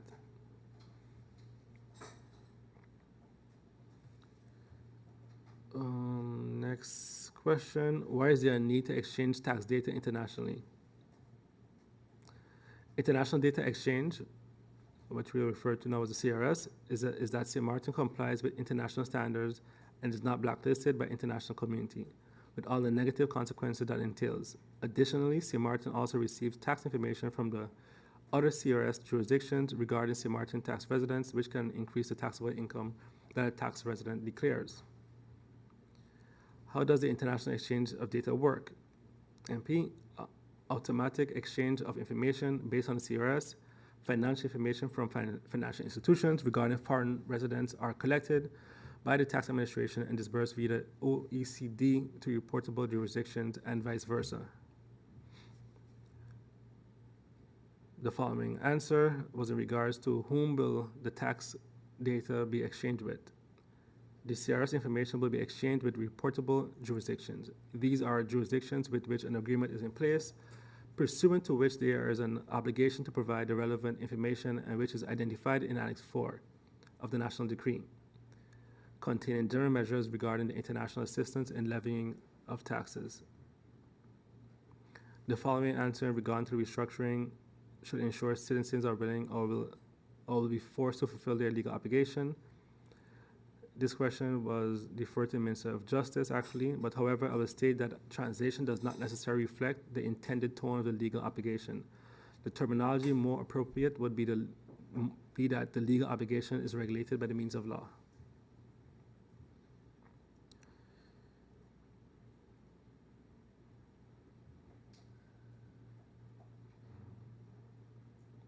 The following question was in regards to the Mortgage Guarantee Fund, which we did answer yesterday with MP Sarah Williams in regards to the 3 board members.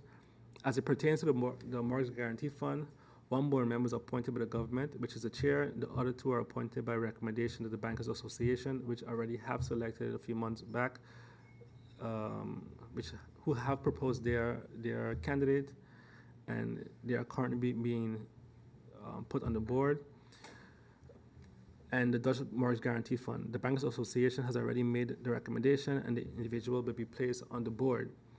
The process is taking a little bit longer because, for one, for example, the chamber fees were not paid for years, so all of this data had to be gotten, cleaned up, paid, and then the process of now looking at the NV. So because of the lack of work being done over the last few years, it's taken a little longer to get it up and running. And you also had to have the old board members that had to resign officially and so forth. How exactly will the foundation stimulate affordable housing? The foundation will stimulate affordable housing by standing guarantee for individuals that can afford a money mortgage payments but are unable to come up with the initial capital that's required by financial institutions, which can range from about 5 to 15%.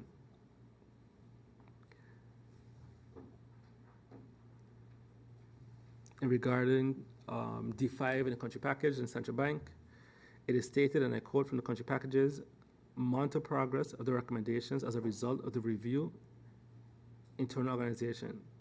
When following the recommendations from the IMF report, the absolute independence of CBS is paramount.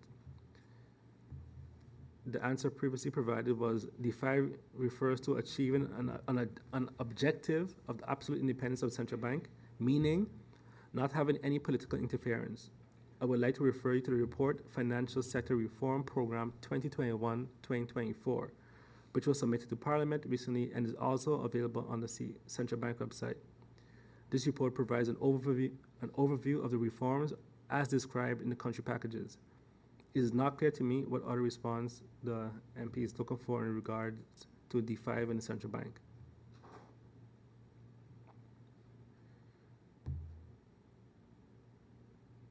Is the following question and answer. What exactly is the liquidity position of St. Martin, and how long will we be able to sustain ourselves?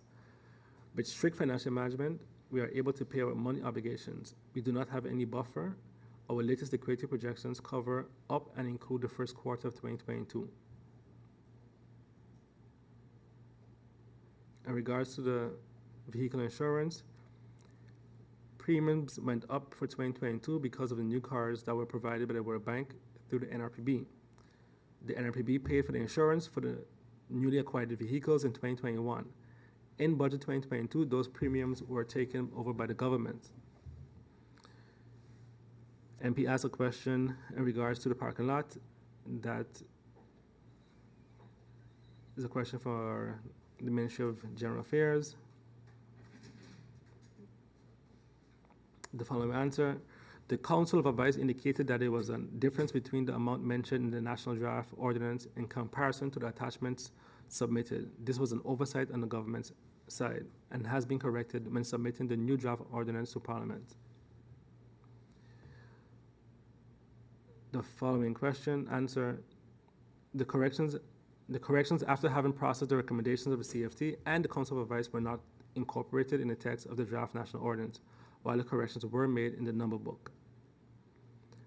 And so that were the questions MP Emmanuel said that were missing yesterday. I'll now move on to the questions he posed yesterday.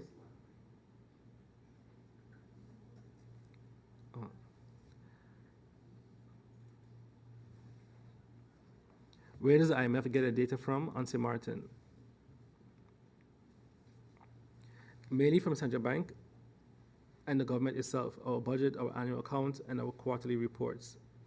Where does Moody's get their data from? Besides the government of St. Martin, Moody's obtains its data from other sources obtained from Moody's websites on its press releases. Is the following. All the information contained herein is obtained by Moody's from sources believed by it to be accurate and reliable. Because of the possibility of human or mechanical errors as well as other factors. However, all information contained herein is provided as is without warranty of any kind. Moody's adopts all necessary measures so that the information it uses in assigning a credit rating is of sufficient quality and from sources Moody's considers to be reliable, including, when appropriate, independent third-party sources. However, Moody's is not an auditor and cannot in every instance independently verify or validate information received in the rating process or in preparing any publications.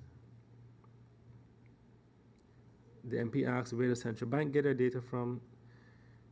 Central Bank uses the data they receive from the banks about the transactions and the financial positions of the businesses, data from the sector organizations, from public entities, and the Central Bank also uses historical data and data from the Statistics Bureau. And which data does the Minister of Finance use? The Minister of Finance uses information from the IMF, the Central Bank, internally from the different departments, the Statistics Bureau, the SOAB at times, the Audit Chamber, Council of Advice, the CER. Besides this, the ministry also uses financial historical data to be able to determine certain trends. The MP asks, which data does the Minister of TIAT use? I'll leave that up to the Minister of TIAT. And the MP asks, how consistent is the financial and economic data?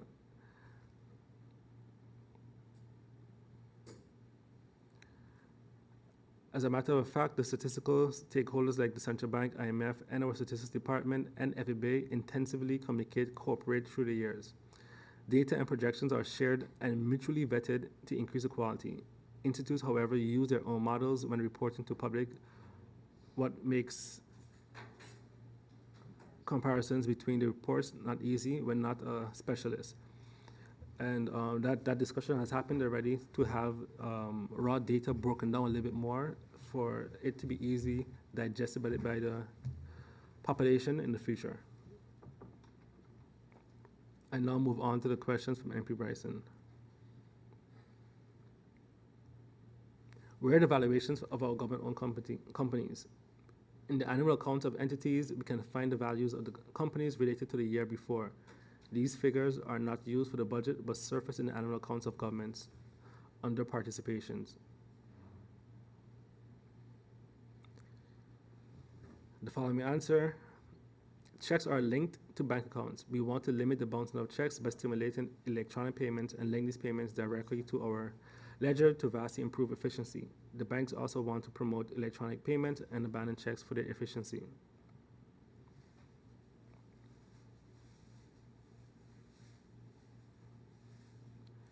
The following laws are critical for the function of our country. Basic bank account law.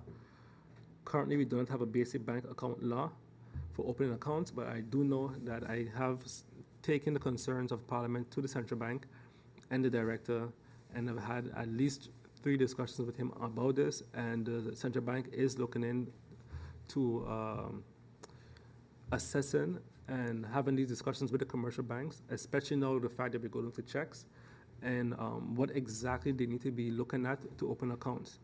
One of my concerns were that, my personal concerns were that, for example, we have a lot of persons in the construction field and so forth, that we now move over the checks, and our persons now have to be dealing with cash and so forth, which goes against what we want to do as a country, being totally cash dependent, especially for accuracy and tax within tax reform and so forth. So the central bank is on it.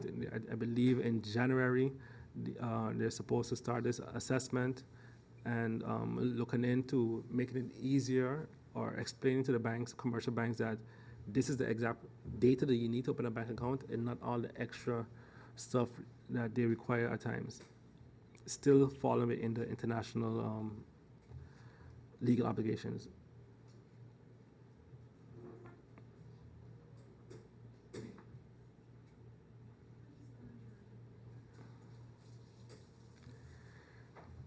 The next answer, Central Bank is also assisting St. Martin with projections of GDP, fiscal income, and fiscal spending. We use the data together with the projections of the IMF to make our own projections for the budget.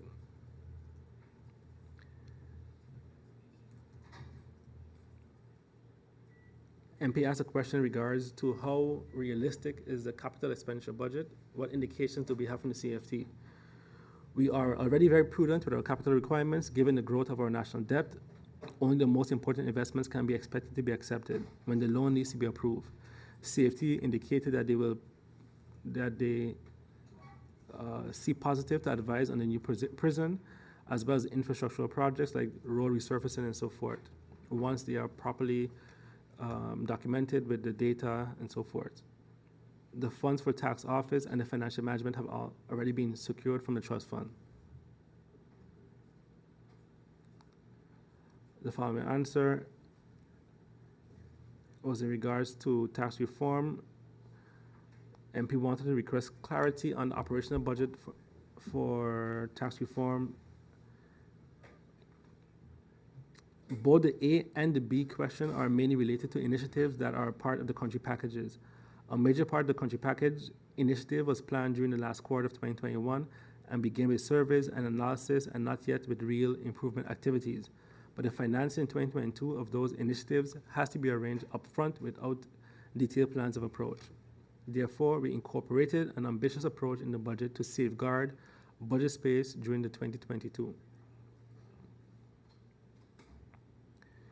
MP, the following answer was in regards to Lance Paqueta, the country packages, A1, C1, C4. As a matter of fact, we do not know exactly how much money will be used for each country package initiatives. Programs will be active during several years, and all expenses to be paid in the coming years need to be predicted in the budget upfront. This is why we plan to spend $4 million in 2022 for analysis and design, but major investments like ICT are estimated to take place later in the program. I believe there's no real slack in the overall budget to squeeze savings, but if that is the case, we need to be aware that this would not mean that we could spend the monies elsewhere.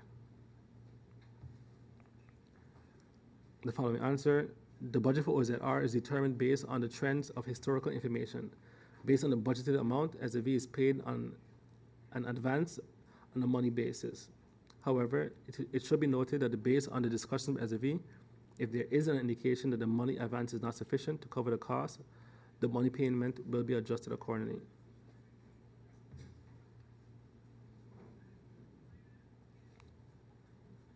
The following answer was a question in regards to the cost related to execution of the country packages.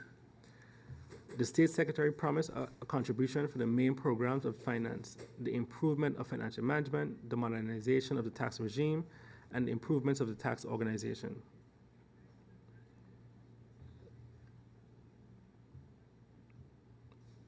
I now move on to the final MP, which will be MP Peterson. MP commented on CFT reviewing the budget. Although the timeline for spending both the laws, no, that was a statement actually from the MP, so that was not a question. And the MP's only question then is, do we have in St. Martin a Landsverordening financial behavior like Curacao has? Our leading laws are the National Accountability Ordinance and the Kingdom Act Financial Supervision, Curacao and St. Martin. At this moment, no, we concluded that there is no need to create a separate national ordinance for financial management. Madam Chair Lady, we have come to the end of the clarifications and the questions posed yesterday, and I don't know if you're doing clarifications again.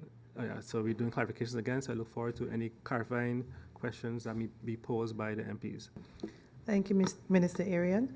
I'll turn the floor over now to the members of Parliament, and I see that MP Boncampo would like to have the floor for any clarifications or additional questions, and yes, I see you. MP Boncampo, you have the floor. Thank you very much, Madam Chair. Madam Chair, I have one question, but it comes from a statement. Madam Chair, I was unpleasantly surprised by a report on dossier Koninkrijksrelaties, where it stated that the ministers plenipotentiary of Aruba, Curacao, and St. Martin have all three rejected the COHO. Consequently, the State Secretary immediately indicated that no liquidity support is coming to the countries until further notice, and the further notice at this point in time would be until January 21st, 2022, when the next meeting takes place. Also, it was stated, I'll send you the article right now, it came from the Deputy Minister Plenipotentiary from St. Martin, so I know it's valid. Also, I need to understand if we got permission to have a deficit, because it was the same meeting.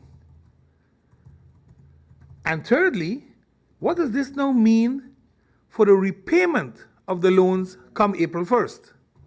Because these three things go hand in hand with these documents that we have been handling now for the past 4 days. And my question is simple. Are we busy with a legal or illegal budget? Because at this point in time, I don't know anymore. I don't know if we have permission to have a deficit, because that's not clear anymore, and that was to be cleared today. It is now 6:30 at night in the Netherlands, so I want to believe that the minister or the prime minister, somebody must know if it was approved, yes or no. The minister plenipotentiary was in the meeting, so he should know for sure. It's a matter of making a phone call then and finding out what's happening. And the reason I am asking this minister is because of this article that was made up by Mr. Knops. It's running rampant. It's all over the place. It's just a matter of time before everybody starts to ask the questions. I know we were not to get liquidity support, we were told, so it isn't going to hurt us too much. That's what we gathered the last time. We were not getting liquidity support in the beginning. I know for Aruba and Curacao, that's a whole different ballgame because they both need money at the end of the day. So I just need to know what are we doing right now. Thank you, Madam Chair. Thank you, MP Boncampo. Next on the speakers list, we have MP Sarah Westcott-Williams. You have the floor. Thank you, Madam Chair Lady, and good afternoon to all once again. Madam Chair Lady, my question, even before this article appeared, was in that same trend in terms of will we get approval for the budget that is before us, which has a deficit, and in order to have a deficit budget, we would need to receive the approval to do so from the Kingdom Council of Ministers. So if you haven't yet, go ahead and take this to settle. No, we have already. And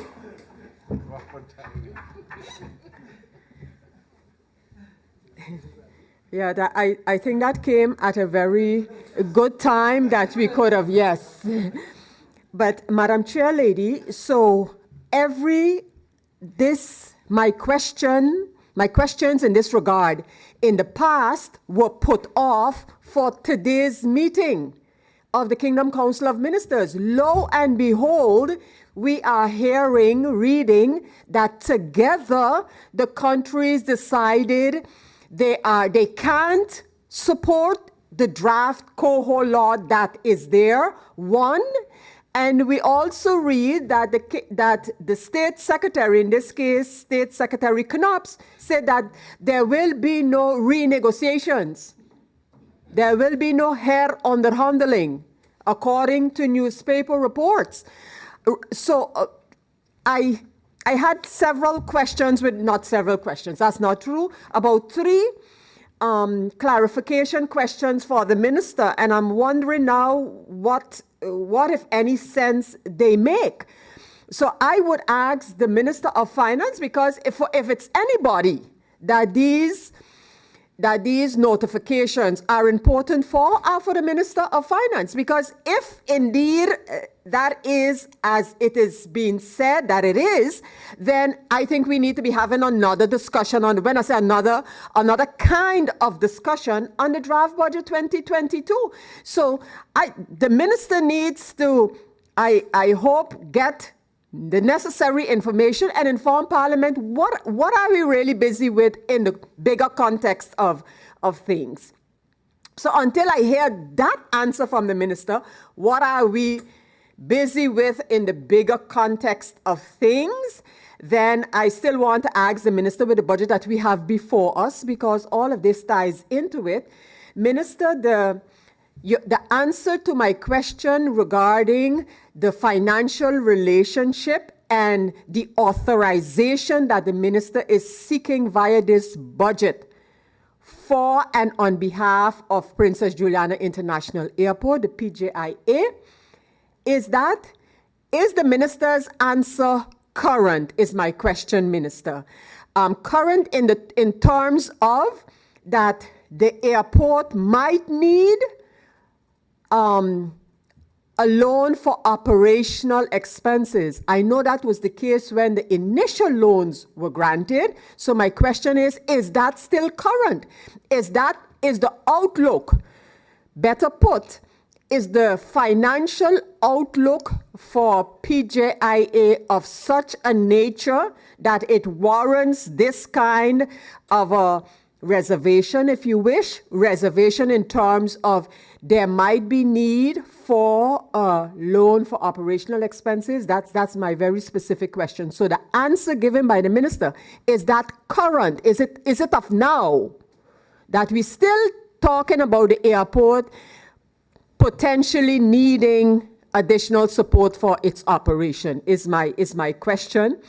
And again, Madam Chair Lady, I don't know really in what context to put it, given the reports coming out of the Netherlands, but in September, when State Secretary Knops reported to the second chamber, the State Secretary mentioned, and I am, in addition to what transpired this morning in The Hague, I am trying to pull up that particular document. But in any case, in his reporting on the 24th of September, his being State Secretary Knops, regarding liquidity and the like, the State Secretary stated in a letter to the second chamber that he sent, or the Kingdom Council of Ministers sent to the countries additional points that they wanted taken up in the laws, the regelingen, especially where it pertained to the law that was passed here in Parliament and vetted by the Constitutional Court for the top income earners. And I would like to know what were these additional points that in the view of the Kingdom Council of Ministers needed to be taken up in this law. This is a statement by State Secretary Knops. Does the minister notice off the top of his head, and if this has ever been received from the Kingdom Council of Ministers is my other question. Other than that, Madam Chair Lady, very, very much curious and interested in the government's view going forward financially and with the discussions on this budget, given what apparently from media reports transpired in the Kingdom Council of Ministers meeting of earlier today in the Netherlands. Thank you, Madam Chair Lady. Thank you, MP Westcott Williams. Next for clarifications or questions is MP Rayon Peterson. You have the floor. Thank you, Madam Chair. Good afternoon to yourself, to the Minister and the support staff, to the griffier and the Secretariat, and to my fellow colleagues. Madam Chair, just a clarification on the Minister's answer to my question in regards to if we have a Landsverordening Financieel Beheer. The Minister's answer was that he doesn't find that we need another law, but this law that I asked about stems from the Netherlands Antilles. We had this law already, and in 2010, we, as St. Martin, decided to not bring it over. Curaçao did. So Curaçao has the Compatibiliteitslandsverordening like we do. Their own, it's called Landsverordening Compatibiliteit 2010. But aside from that, they also have the Landsverordening Financieel Beheer, which has to dive deeper into financial management. And on top of that, Curaçao also has a Landsbesluit on basis of the Landsverordening of Financieel Beheer, which all had to be taken over from Netherlands Antilles to St. Martin as well. So that was my question to the Minister, but if that were not be the case, because as the Minister said, he doesn't feel that we need another Landsverordening for our financial management, then according to our current Landsverordening, Compatibiliteitslandsverordening, Article 47, the one that handles tenders, etc., Section 6 says, bij Landsverordening houden algemene maatregelen, zo LBHAM, worden nadere regels gesteld voor de wijze waarop een aanbesteding wordt ingericht en uitgevoerd, alsmede de wijze waarop de uitvoering wordt gegeven aan het vierde lid. So this article basically states that it is not a choice from government to not make this LBHAM. It is actually an obligation. Worden nadere regels gesteld. So the rules for the tenders, when it comes to above 50,000 guilders, below 50,000 guilders, all of that would have to be stipulated in an LBHAM so that we can have a legal basis for when the ministries decide to pay invoices of 20 grand, but it doesn't have to be tendered because it hasn't reached the 50,000 guilders yet, because that has been going on for the last 11 years now, and apparently we don't have a legal basis for it, and the minister doesn't feel the need for a Landsverordening to be the legal basis for that. So then my question to the minister would be, where is the obligatory Landsbesluit ter uitvoering van de Compatibiliteitslandsverordening, that according to the minister is enough for our financial management? Where is that LBHAM? And if that is not here, then what is the legal basis that we are using for every ministry in regards to stuff that we find should not be tendered? Thank you, Madam Chair. Thank you, MP Peterson. Next on the speakers list, we have MP George Pandeflet. Thank you, Madam Chair. Good afternoon to the Chair, my colleagues in Parliament, the Honourable Minister of Finance, and the support staff, those that are viewing and those that are listening. Madam Chair, I was just contemplating on what my colleague, Mr. Van Campo, said with regards to the article that appeared, I think, SMN News, if I'm not mistaken. Madam Chair, look, again, this is just me talking. This is not alliance. This is not the Parliament. There we go again. We are 4 countries, so-called. That's why I said we're not countries. We're a constitutional state within the kingdom. We are formed. We have been formed by laws, rules, regulations, and so on that has to be followed. For whatever reason, Aruba, Curaçao, and St. Martin has decided to hold back or say, wait a minute, on conditions in the coho.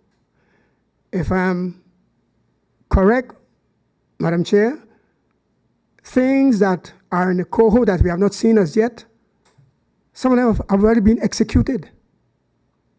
They're ongoing because there are reforms in there who I believe that even St. Martin government had already started with, but because of some instances such as hurricane and so on, these has put not a stop but delayed the process.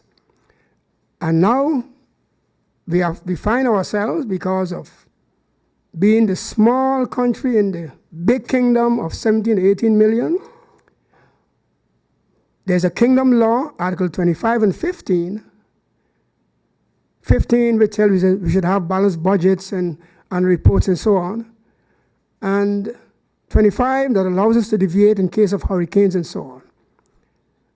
Right now, Madam Chair, we are being overruled. Overruled because why? it's a kingdom law, and the State Secretary Knopf, not even a minister, is telling the three countries' government and the people of the three countries, and I use that word very loosely, countries, that because you don't agree with some conditions in the coho, you will not be getting liquidity support.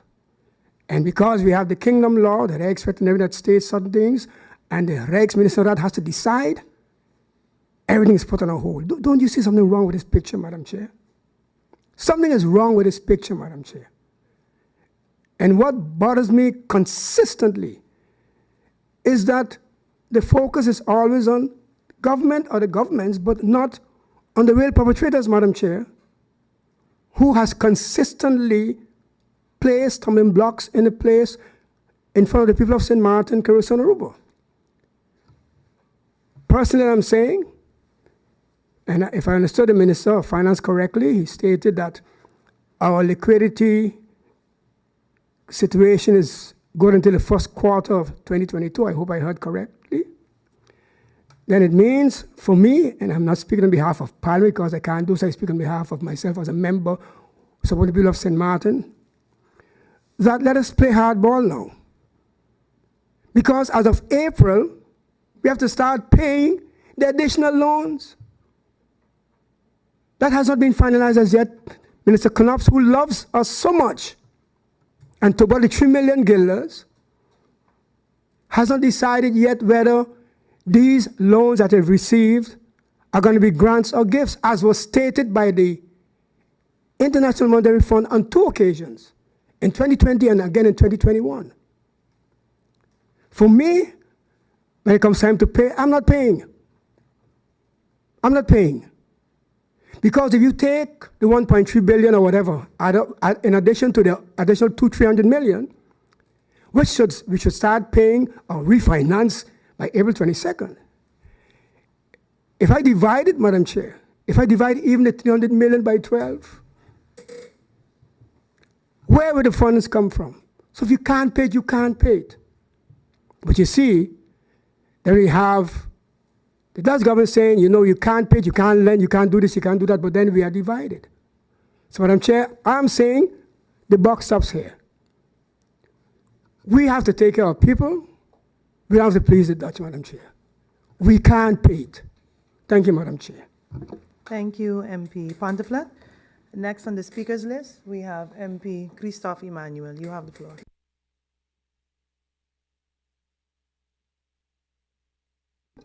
Thank you very much, Madam Chair. The minister lift up his head and he watched me now. I don't have a barrage of questions. However, let me say good afternoon to the Honorable Minister in his rightness, Arthur Arian, and his support staff, Mr. Granham, my Honorable Chair Lady, and our Secretary, and my honorable colleagues. No, I am smiling, Madam Chair Lady, because I want to challenge my colleague, MP Boncampo and Sarah Westcott-Williams, if that article is authentic. It's a good thing we don't have the other MP here. And just yesterday, the minister was saying, you got to verify your source. You got to verify the source. You can't just go with a newspaper. And now I have my 2 colleagues reading an article saying that the Minister of Plenipotentiary of St. Martin, Aruba, and Curacao rejected the coho. For me, that's great news. Wonderful news. Because I have said it from before, I'm not even entertaining a discussion concerning the coho. But what I don't want, Madam Chair, is for the Minister of Plenipotentiary to be playing with my emotions. Don't do that. No. Because the last time when we had a discussion concerning the Minister of Plenipotentiary accepting the conditions unconditionally, Madam Chair Lady, we couldn't get an answer of who authorized you to do it, when was it done, why did you do it, who is responsible. It was a whole back and forth, and up to this present moment, we still don't know. We still don't know. I know the Honorable Minister can say, oh, those questions are for AZ. That's what he's going to say. Those questions are for AZ. But Madam Chair, the Minister of Plenipotentiary of St. Martin works for whom? For whom? I would like to know, Madam Chair, through you to the Honorable Minister, truthfully, has there been a discussion, was there a discussion with the government, the COM, and with the Council of Ministers to the Minister of Plenipotentiary, Rene Violinas, to join together with the other islands to reject the coho? If yes, when and why? Madam Chair, I would like to also ask the Honorable Minister, is it so that the Minister of Plenipotentiary can operate on his own without informing the government of St. Martin, the Prime Minister of St. Martin? I would like to know. And Madam Chair Lady, come now. Yeah, because I'm very emotional. Madam Chair, the Honorable Minister of Finance, Atwell Arian, in his right, is sitting here in Parliament and telling the members of Parliament, this smart, esteemed body here, that yesterday on the 17th, when the decision had to be made in The Hague, or today, 1:50 in St. Martin, almost 7 o'clock in The Hague, they don't know nothing? No answer ain't come? Nothing at all? I would like to know, Madam Chair, if that is, Madam Chair, no man, They're getting ready to go to sleep in Holland. Nothing.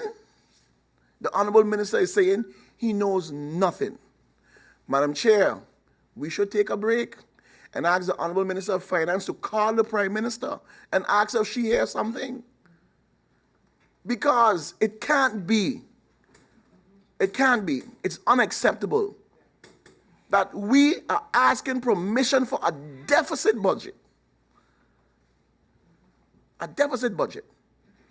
And the Council of Ministers, the two, I would say, again, like I said the last time, Honorable Chair, anything that comes out from the Ministry of AZ, from the Honorable Prime Minister, Minister of Finance, or on a large scale, all of our ministers should be accurate, right, because they are the ones privy to the most valuable and authentic information. Because then, Madam Chair, like my colleagues made mention, if you don't know whether or not you have permission for a deficit budget, what are we here discussing today? But then we can't further this discussion, because on what basis, Madam Chair Lady, would we be having a discussion? Then it makes no sense the other ministers come in. Madam Chair, it makes no sense, because the discussion that we are having is a deficit budget. We don't know if we have permission to have a deficit budget. So what are we discussing from here on? What are we discussing? It makes no sense Tiat comes in. It makes no sense Vrami comes in. Because the budget, yes, Honorable Chair to the Minister, the budget is hanging. It's hanging. Excuse me? No, not you, Madam Chair. I'm watching the Honorable Minister and he's gesturing. Okay? You know we as Caribbeans talk with our hands and our facial and body expressions, right? The budget is hanging. So so it's like, yes, you have permission to use the deficit budget. Okay, good. Now we can continue the discussion on all the other things. But we don't know. We don't know. Me, for one, I wasn't paying back nothing. I wasn't paying nothing. I was going to challenge everything, Madam Chair. But I can't believe to the Honorable Minister that up to this present moment, they don't have an answer from The Hague. I can't believe that. And another question to the Honorable Minister. I believe MP Bonkamba says he's going to send him the article Do you believe what is read in the article to be accurate? Because it's quoting our Minister of Plenipotentiary. Another question to the Honorable Minister.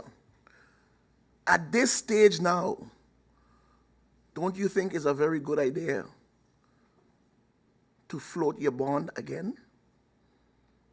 And if no, why not? And if yes, when? And what would be the consequences? Because I would want to believe that the Honorable Minister learned from the first time, Madam Chair. I would want to believe that the Honorable Minister learned from the first time. Madam Chair, lady, I am elated, I am happy because this whole CC,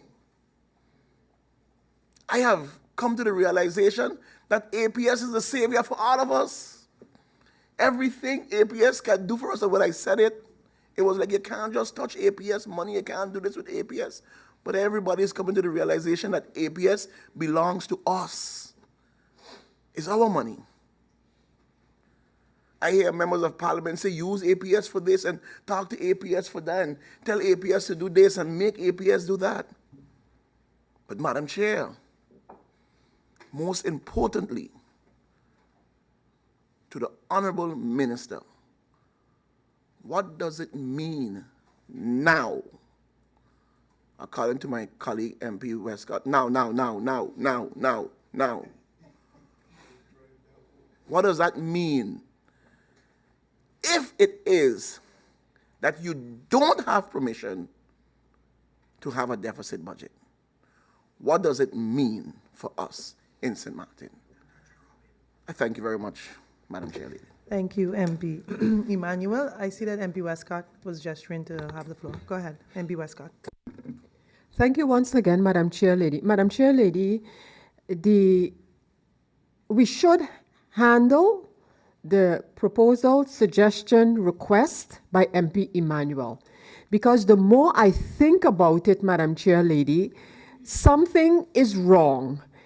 In yesterday's meeting of Parliament, the Prime Minister indicated to us, because the question was, when will the COHO law come forward? When can the Parliament look forward to receiving it?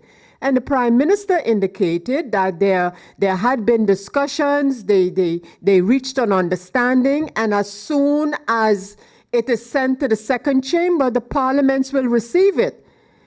Did not the Prime Minister at that time know that if the signal was given to the Minister Plenipotentiary for today's meeting, that signal had to be given late our time or late Dutch time yesterday? So I'd say all of this to say I support the request for us before continuing to get clarity, because this story is just going to go on and on and on. What has happened?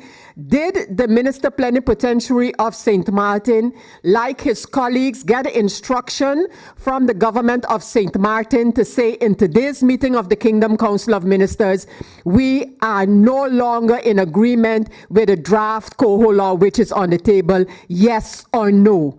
If that is the case, that did happen, what transpired between the Prime Minister presentations to Parliament yesterday and that decision?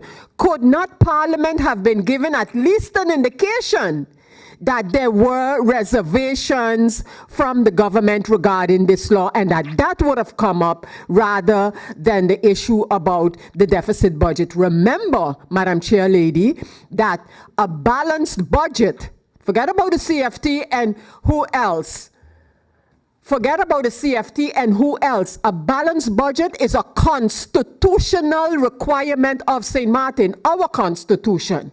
And that's why I believe that getting clarity is so important going forward. And this matter now is being, we had the Dutch article and it is now in the Herald of St. Martin regarding no liquidity support, no deficit without political commitment. And I think that explains exactly what we're seeing and what we're asking. No deficit. So, Madam Chair Lady, I think we really need to get clarity. It makes honestly no sense to continue a discussion as if nothing has transpired. Thank you, Madam Chair Lady. Thank you, MP Emmanuel. Sorry. Speaking to MP Emmanuel Wally. MP Westcott, thank you. I see that MP Melissa Gums would like to have the floor. Thank you, Madam Chair. And just to, and good afternoon to everyone joining us, the Minister, yourself, Rifir, and my colleagues. Madam Chair, just to also, I was going to speak, but then MP Westcott kind of beat me to it, but to also support the proposal from MP Emmanuel to take a pause. In fact, this concern, I think we echoed Monday, starting this budget debate, the fact that we did not yet have the decision of the Kingdom Council of Ministers regarding the budget deficit. So we've spent now 3 days, essentially, till 9 p.m. every night, discussing something that we now kind of have to pull up the handbrakes on. So I just wanted to lend my support to that proposal to take a pause and to actually ascertain what the reality of the situation is. Thank you, Madam Chair. Noted, MP Gums. MP Emmanuel, I see you want to have the Yes, floor. Madam Chair.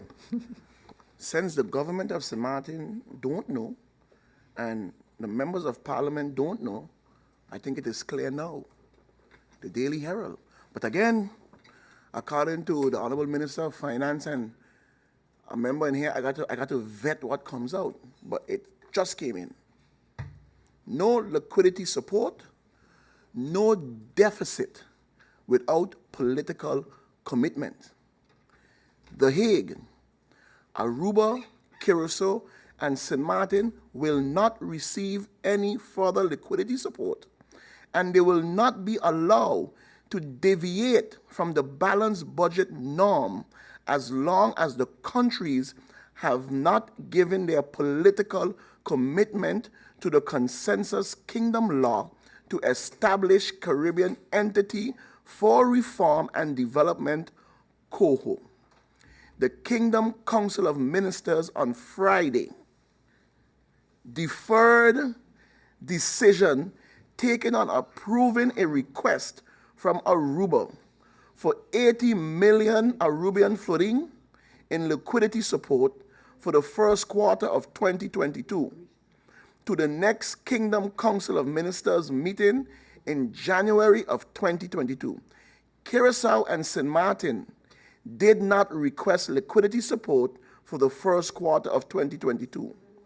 The Kingdom Council of Ministers also postponed a decision on the request of the Dutch Caribbean countries to be allowed to deviate from the balanced budget norms prescribed in the Kingdom Law Financial Supervision, RFTA. This affects all three countries, which will have sizable budget deficits next year due to COVID-19 pandemic. The Kingdom Council of Ministers decided to defer the decision taken because the countries did not comply with conditions and because there was not political commitment from an agreement that was reached on a civil servants level between the Netherlands and the Dutch Caribbean countries earlier in December, stated Dutch caretaker, State Secretary of Home Affairs and Kingdom Relations, Raymond Knops, after Friday's meeting. That is why we cannot continue with the legislation trajectory for COHO. That is why we cannot continue with a protocol for financial supervision for Aruba. And we cannot continue with doing what we wanted to do, namely to give liquidity support as long as there is no clarity. We cannot move forward, Knops told the media, waiting outside in the cold winter weather outside the Ministry of General Affairs, where the monthly meeting of the Kingdom Council of Ministers is held. Knops said he found it strange that after reaching an agreement on a civil servants level, imagine that, the government said, no, we find and want otherwise. This looks like going back in time, and that is not what we want. We want to move forward. The parliaments are waiting for the documents to start the handling of the consensus kingdom law to establish the COHO. It is taking too too long. Things are moving too slow, he said. Knaps noted that there was no legal basis as long as there is no consensus kingdom law. The Netherlands has loaned the country some 1 billion euros, almost 2 billion. That is a lot of money, and that needs to be well secured legally. I am worried about the progress. We have been talking about this for 1.5 years. We had an agreement earlier in December, and I was willing to sign off. The measures stated in the country packages are on paper, or no paper, letters. They really need to be executed. Madam Chair, I am saying to you, I don't know about no agreement in December. So now again, I am saying, it makes no sense, Madam Chair, continuing this discussion. None whatsoever. Madam Chair Lady, I thank you very much. Thank you, MP Emmanuel. I see that MP Pantaflat would like to Yes, have the floor. thanks, Madam Chair. Brief. Today, I was down ask one or two legal minds about Article 15 and 25. The fact that it's a kingdom law. And one of the things I was looking at, Madam Chair, is to see if we could find a way to have it done in a manner where not every time you have to present a budget, in this case, budget with a deficit for me, basically, the next 3 or 4, maybe 5 years. Now, not every time you have to be asking the Dutch government or the Kingdom Council of Ministers to deviate. I had a discussion today, but again, I was told it would be a very difficult process. Madam Chair, we're supposed to have, I think, the Prime Minister later on today, if I'm correct. No, I think the Prime Minister is finished. Well, then that's good then. We know exactly what steps to take. Requests have been asked to have this budget meeting suspended, delayed, put on hold, expecting that there will be different results. Madam Chair, there will be no different results. You turn it upside down, right side up, inside out, it will remain a budget with a deficit. And this is why I will continue to state, Madam Chair, that the main thing for me to get out of this mess is debt cancellation. Thank you, Madam Chair. Thank you, MP Pantaflat. And next, I see MP Boncampo would like to also have the floor. MP Boncampo. Thank you very much, Madam Chair. Madam Chair, there are two things that are bothering me. And one of them is that the Minister Plenipotentiary went into that meeting with an instruction.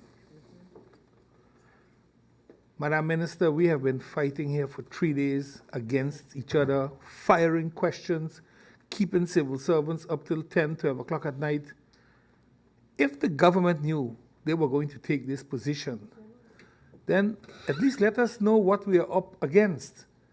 Because I am happy, I'm extremely happy that government has finally taken a position to state, I am not going to go along for some more chips. Then let me pull a line and let me see how I can cough up that 300 million that I owe them. And if I have to sell off some things, let me sell it off and tell them, don't worry, looking back, and don't worry looking at no future, because we don't have one together. They wrote a pretty regeerakkoord. Yet, the only thing they're helping is to give another 13 million to the TBO so they can continue locking up people down here. Because that's the intention. They are undermining the government every step they get. And here you now come and state that you will not be given permission to cover your deficit, a deficit that the TBO covered. And I'm saying them because they're the ones that keep creating this nonsense. Madam Chair, I do not understand why the government isn't taking legal steps. Everybody in this kingdom knows the statute is flawed. Everybody knows it. But we don't challenge it in courts. There's no place it's going to change. As long as one of the four can say no, because you have that veto right.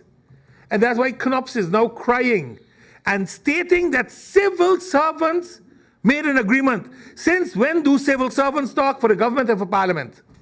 Since when? And nobody reacts to that. This is absurd. But I want to go back to that first part, Madam Chair, because that's what's irking me. If we knew we were going to pull this stunt that we pulled today, then I think Parliament should have been told. Be it in a closed door setting. But the Minister Plenipotentiary doesn't speak on his own behalf.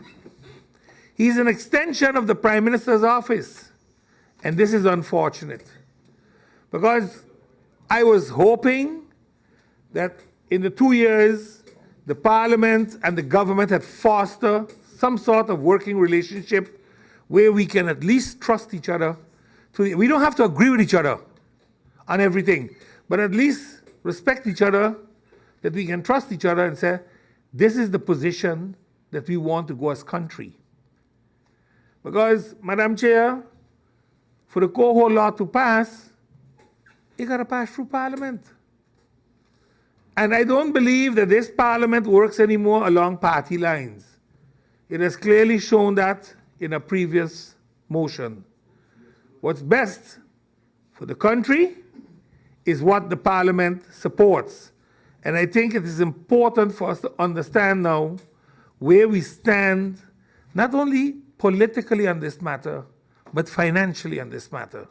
Because at the end of the day, we are going to be forced to make decisions based on the financial situation of this country and how we take care of the people in this country. But the way to do that is to be as open as possible with all involved, that you need the support to get this done. I thank you, Madam Chair. Thank you, MP Bonkamper. And next, I see MP Peterson. You have the floor. Thank you, Madam Chair. Not to echo my colleagues too much, but I think that we, as the legislative body of St. Martin, don't really understand what's going on. This is a constitutional crisis, people. What transpired in Holland, or allegedly transpired, because I'm still waiting for the confirmation, what transpired has now effectively stopped us from being able to execute our budget right, something that we have been elected for. So currently in St. Martin, there is a condition that is not up to us, not up to the local St. Martiners. That condition is hampering us from passing a budget. So every single expenditure that is going to come, as of now, does not have a legal basis. Article 100 of our Constitution, like MP Westcott said, there is where it says that our budget has to be balanced. It's not only the CFT. Article 100, Section 2, de jaarbegroting en de meerjarenbegroting zullen sluitend zijn. Period. That's a principle. Based off of this same article is how we got the Rijkswet. Now, what is happening? The Rijkswet is stopping us from passing a budget. I do not know if this was what happened today concerning the cohort was an instruction from the Prime Minister, but even so, I do want to know from government what now. What are we going to do now? Because Parliament right now cannot legislate. That is a constitutional crisis. And the year is going to flip in 2 weeks. And as Article 16 of the Ontwerplandsverordening says, we had to pass a budget for next year, this year. But that is not in our hands now anymore. So I do want to know how the Prime Minister and the Council of Ministers as a whole, and also the Rijksminister feels about this, because this is hampering our autonomy. Here is where we are going to get into the discussion of Kingdom and St. Martin and where we're going, because this is our autonomy, people. This is our money. So, yeah, I think that's it speaks for itself, and I'm curious to see what the Council of Ministers is going to answer. Thank you, Madam Chair. Thank you, MP Peterson. All your comments and suggestions are duly noted. I would like to take a 5-minute adjournment, just to have the caucus internally. Most of your questions are, Minister of Finance, I'm looking at you. You want to? I will take a 5-minute adjournment to discuss this internally. Meeting adjourned until 2:19.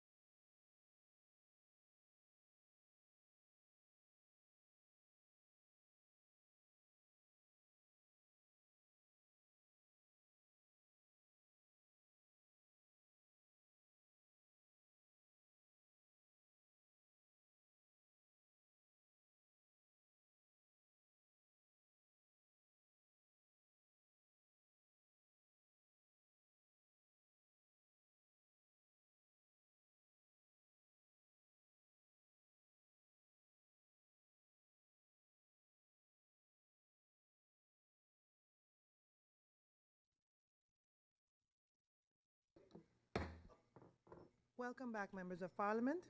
We just had a brief discussion with the Prime Minister. She will be on her way to clarify all concerns, the concerns of the members of parliament.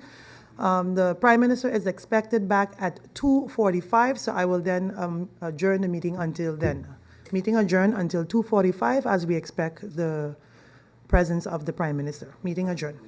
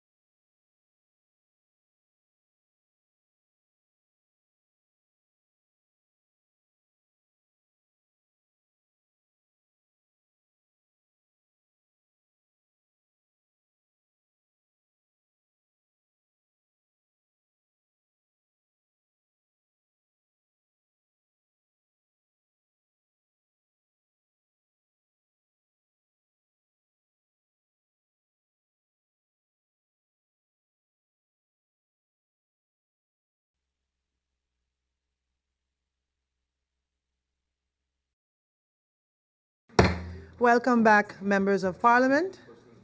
We recently just took a brief adjournment to allow the Prime Minister the opportunity to return to parliament for the questions recently posed by the members of parliament regarding the recent article in the dossier. Prime Minister is laughing. I would like to now give the floor to the Prime Minister. Prime Minister, welcome to Parliament. Welcome to your support staff as well, and I would like to give you the floor immediately. Prime Minister. Thank you, Madam Chair Lady. Good afternoon to you. Good afternoon to the members of Parliament, the Secretaries General of both Parliament and General Affairs, support staff all around, people of St. Martin. Unfortunately, I was in another meeting, so I didn't necessarily catch the questions as posed by the members of Parliament. But I assume if you mentioned the Koninkrijksrelaties dossier article and the statements of the State Secretary, indeed, I have no issue in discussing what was being proposed on the Kingdom Council of Ministers meeting that was held this morning, December 17th, in The Hague. Let me preempt it by saying that it is a good thing that we as Caribbean countries have been able to meet face to face and understand each other's differences as well as similarities in our recent meetings held. We have continued in Aruba, and we have continued to meet virtually throughout that time, from then till now, so we know what the other is facing.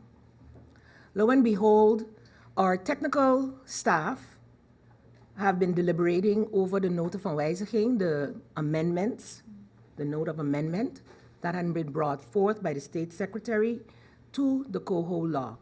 The COHO law itself, the concept, was done.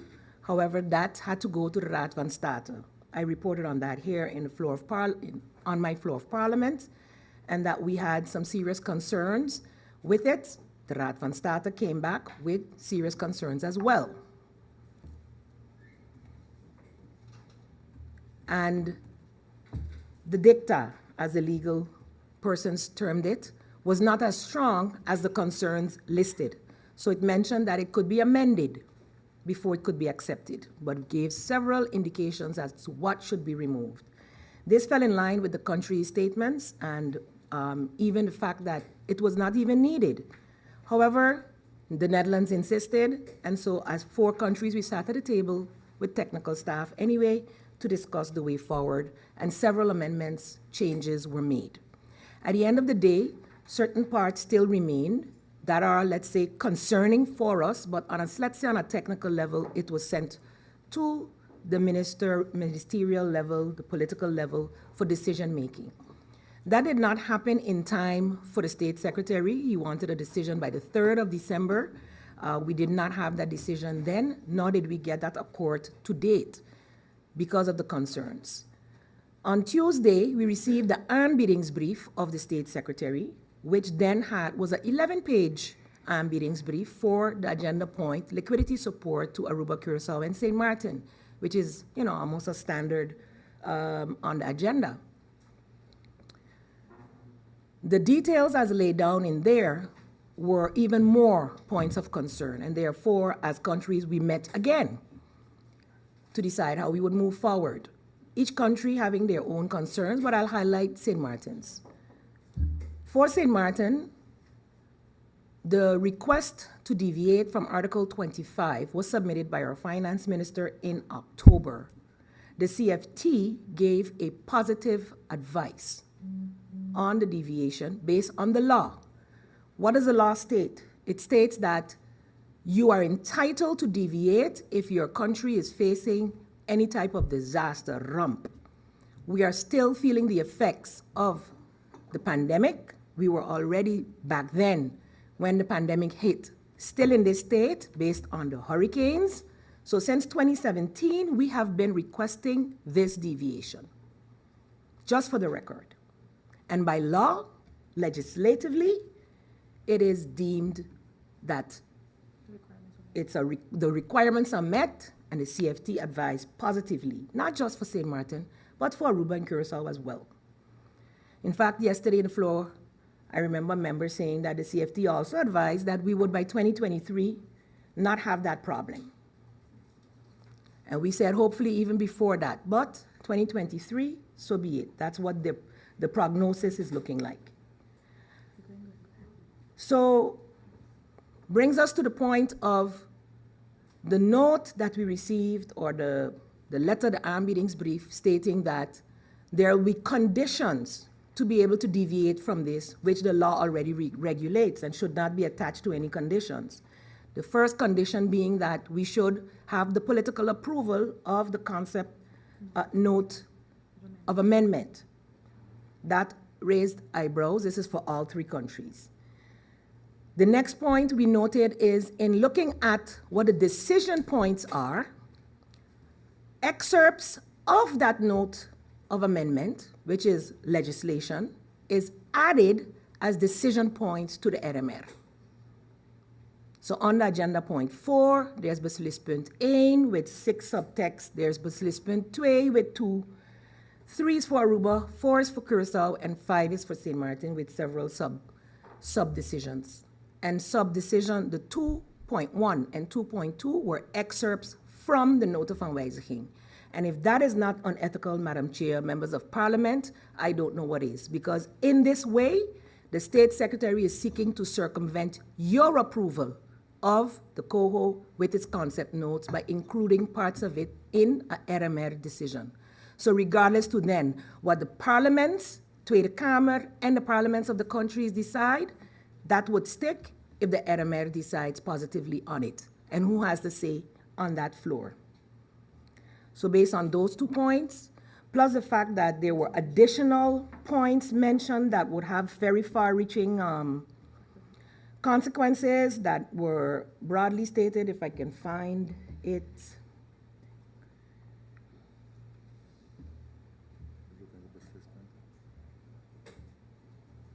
So they formulated one of the decision points in that it would give the Netherlands a carte blanche to attach any new conditions to all further agreements.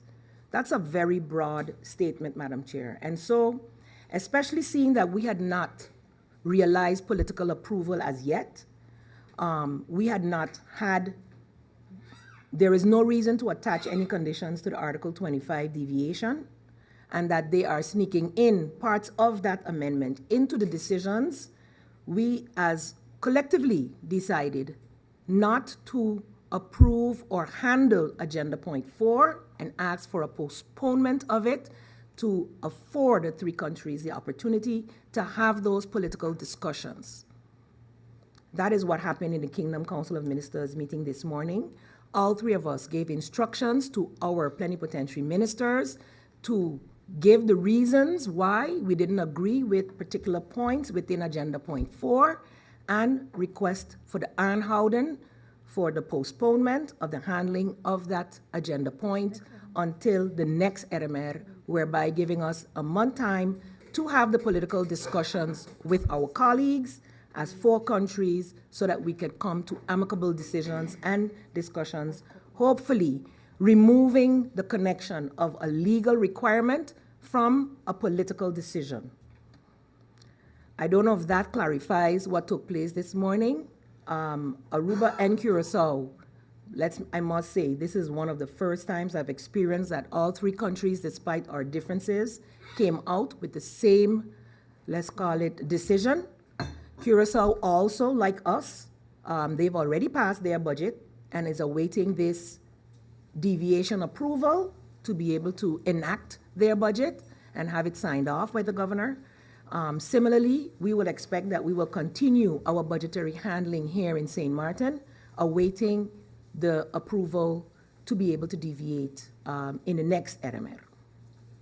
So for us here in St. Martin, it is important that we finalize our responsibility as government and parliament to handle the budget, the way our legislation is set up, the way the Kingdom Council is set up.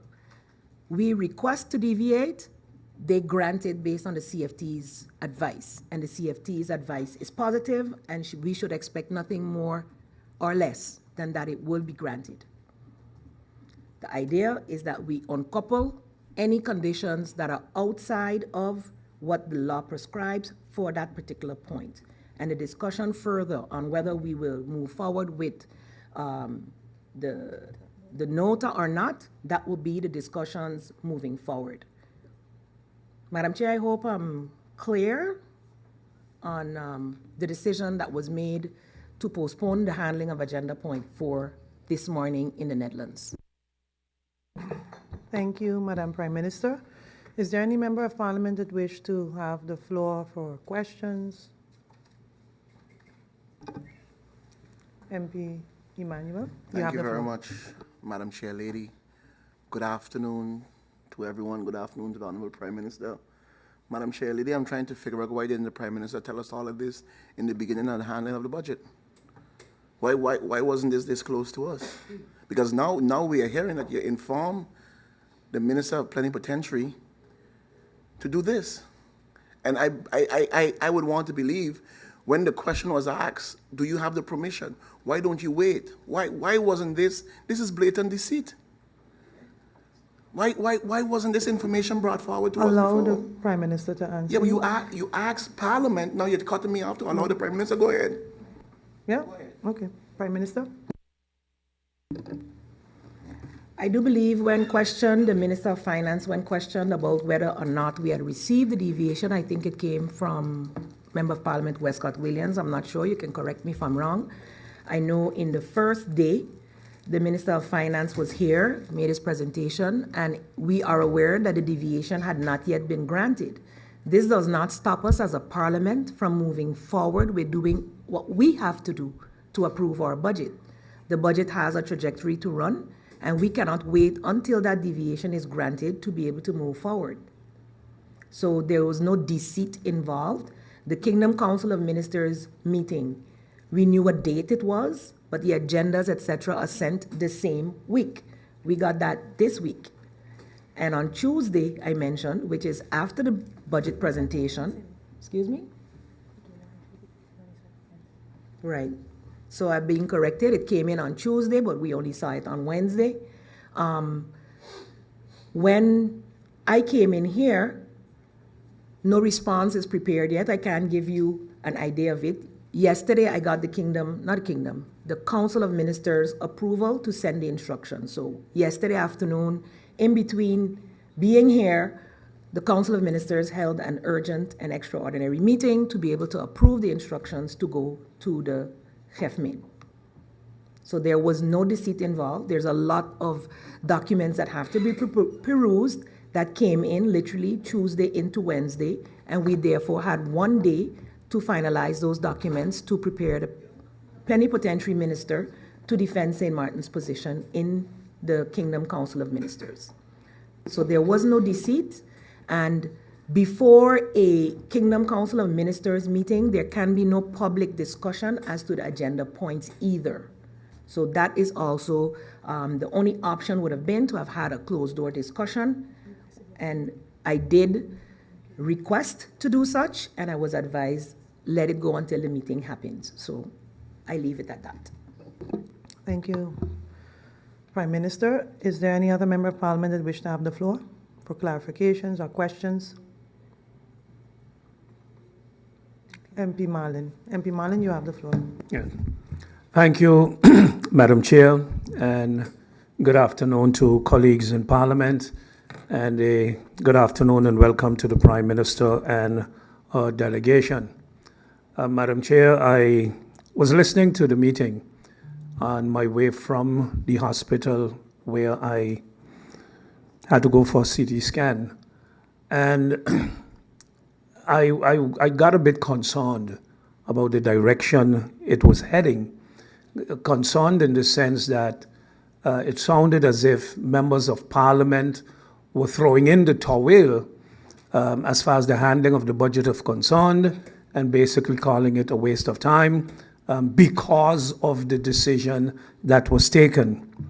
Madam Chair, I couldn't believe it's the same Parliament that not too long ago took a decision to basically say, go ahead as long as it does not infringe on our rights, our laws, our this and our that, and our everything else. Here we have a process that has been taking place. The Prime Minister explained quite well how it all went. The draft budget was submitted. CFT vetted the budget. CFT approved the request for a deficit budget. And if the Council of Ministers acted prudently on the decision, on the advice of the CFT, in order for the process to continue, they have had ample time to already respond to the request from St. Martin that came in. The request is legally anchored in our Constitution. We have a right to it. We were hit by a major hurricane in 2017 and still grappling with the reconstruction and the rebuilding, not only of physical structures, but our economy and the lives of our citizens. On top of that, we and the rest of the world were hit by a global pandemic. We do not have the luxury in this country, because of the constellation that we are in, to stick out our hands to China, to Russia, to Germany, or to anybody else and say, please help, we are sinking. We are bound to look for assistance within this kingdom. And assistance we have gotten, yes. But every time we have to stick out our hands for assistance, it comes with a ton load of conditions that most of the times have absolutely nothing to do with the request that is made for what it is being made.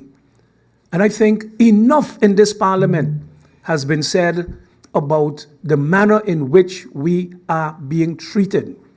And when it came to me as a shocker, driving home from the hospital, listening to the meeting, to hear the sudden twist it is taken because State Secretary Knops, I don't know whether you got to say as a rude child, a spoiled child who has been able to get his wish each and every time that he has been pushing these countries to the brink.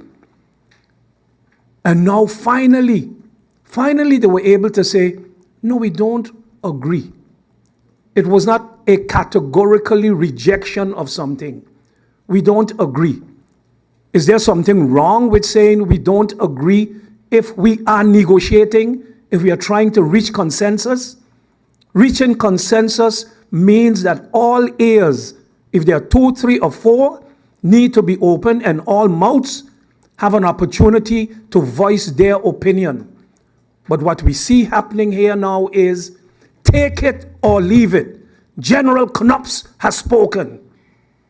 And rather than our people here say, it is wrong, we are saying, oh, the Prime Minister fooled us. The Prime Minister deceived us. We got to stop this because this is an illegal budget. This is an illegal budget. The budget is not illegal. The budget is a realistic projection of where we are and where we are heading. And the ministers have taken time and time again to explain and give answers to the many questions that were posed. And where we are today is just at the continuation of it. I personally do not see a need to be sidetracked because, yes, it is something that we have to deal with. But just like when we went ahead, all of us in here who voted to accept those laws against our better judgment. But it was, if we don't, damned if you don't, and damned if you don't. And in order not to jeopardize because we had no other alternative, as I said, some of us, yes, can go home without a salary for maybe a month, 2 months, and some maybe for 8 months or 8 years. But the police officers, the teachers, and other civil servants, I'm sure 99% of them can't. I'm sure 99% of them can't. And if Knops or the Dutch government was here, or the kingdom government was here, then yes, maybe we would have been able to tell them, go and ask them. But we can't tell our people, go and ask them up in The Hague. But what did we do? The Constitutional Court had to deal with it, but we didn't stop. We didn't say stop because there's no answer yet. We went ahead, and the answer came. And now we know how to continue based on the answer. And here too, we need to continue our process in the Central Committee and deal with the consequences of this decision that was taken. A decision that is clearly a vindictive one from the state secretary, and I'm practically even inclined to say an illegal one. Because denying the countries the right to pass a deficit budget is anchored in the law. And State Secretary Knops can just on his own, or not even the Council of Ministers, can decide because you don't want to agree with a consensus, because you don't want to agree with a consensus, I am going to put the Constitution aside and punish you. And what do we do here? Fall for it and say, okay, then we gotta stop. Then we gotta stop. Government, I fool us, we gotta stop. And I'm saying, no, we don't have to stop. Let us continue with handling our budget in the Central Committee. Madam Chair, I thank you. Thank you, MP Marlin. Next on the speakers list, we have MP Christopher Emmanuel. You have Thank the you floor. very much, Madam Chair. Utter nonsense is what that is. Oh, what a tangled web we have weaved when we practice to deceive. Walter Scott said that. My issue have nothing to do with Knops. I actually agree. I've been saying it since last year. So to now come in here and say, oh, this and oh, that, that's not the issue. My point is the Prime Minister was here up to last night. Up to last night, the Prime Minister was inside Parliament. When did you have that discussion with the Minister of Plenipotentiary to say no to the cohort? When? Before you came? After? When? And didn't you find it fit or well to inform Parliament? That's what I am talking about. That's what I am talking about. To come here and give the whole story, Hurricane Irma and pandemic and this and that, it's all recorded. We know that very well. We went through this before. Accepting conditions unconditionally. Up to now, we haven't heard nothing about that. That's what I am talking about. You ain't preaching to me. When everyone else accepted everything and passed everything, when I said, don't do it, ain't good. Then it was a ridicule. Now is a spoiled child. Didn't you know he was spoiled then? He was spoiled from since back then. He was doing everything wrong from since back then. Disrespecting the Prime Minister back then. Treating her like none back then. All that was done back. Oh, but we need liquidity, so we don't need it now? Don't we still need it now? That's what the Minister of Finance say. That's what the Minister of Finance say. But you see, when you're upstairs in the corridor, call the Prime Minister now, call her now, no. Look what's happening. Look what's going on. You got to bring in the heavy guns too. Talk for you. That's not the issue, Madam Chair Lady. The issue is the people have a right to know. The people have a right to know. Just like the last time. So you had that discussion with the Minister of Plenipotentiary? Fine. But didn't you find it fit to have a discussion with members of Parliament as well? That is a discussion. Don't spin it in no other way. Yes, I agree. Knops says, listen, there's nothing you could tell me concerning Knops, cohort, this, all of that. No, I danced to the beat of my own drum when I said this is not right for this country. I said it. Now here is, those could go home without a salary, and this one is against, and all that's fine and well. All that's good. All that's great. Knops being a spoiled child, all fine. Anchored in the Constitution, all fine. Great. But oh my God, but goodness, but tell us to now. Listen, Parliament, we instruct so-and-so that this is the direction we are going. This is the direction that we are going. But no, we have to find it out the other way. That's what I am talking about. That's what I am talking about. So don't pretend as if all of us inside Parliament don't know what the issue is. Don't know what the issue is. When I said DC, that's what I'm talking about. Because the Prime Minister didn't tell us. We had to find out other ways. That's what I'm talking about, Madam Chair Lady. Thank you very much. Thank you, MP Emmanuel. Next, we have MP Sarah Westcott Williams. You have the floor. Thank you, Madam Chair Lady, and good afternoon. Madam Chair Lady, let me firstly say that whatever I say in here in Parliament, I am responsible for. So whoever listens and takes it whichever way is up to them. Madam Chair Lady, the Constitution, should we put the Constitution aside? Madam Chair Lady, it is not really right to give people, especially those who are not in this political constitutional arena, it's not right not to give them the entire story, the entire picture rather.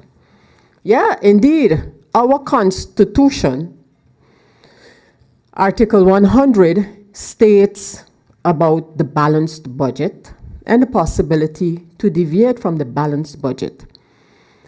But it also states that how that deviation is to take place, that should be regulated by either kingdom law or a national ordinance. I'm paraphrasing loosely, it talks about under what conditions, etc.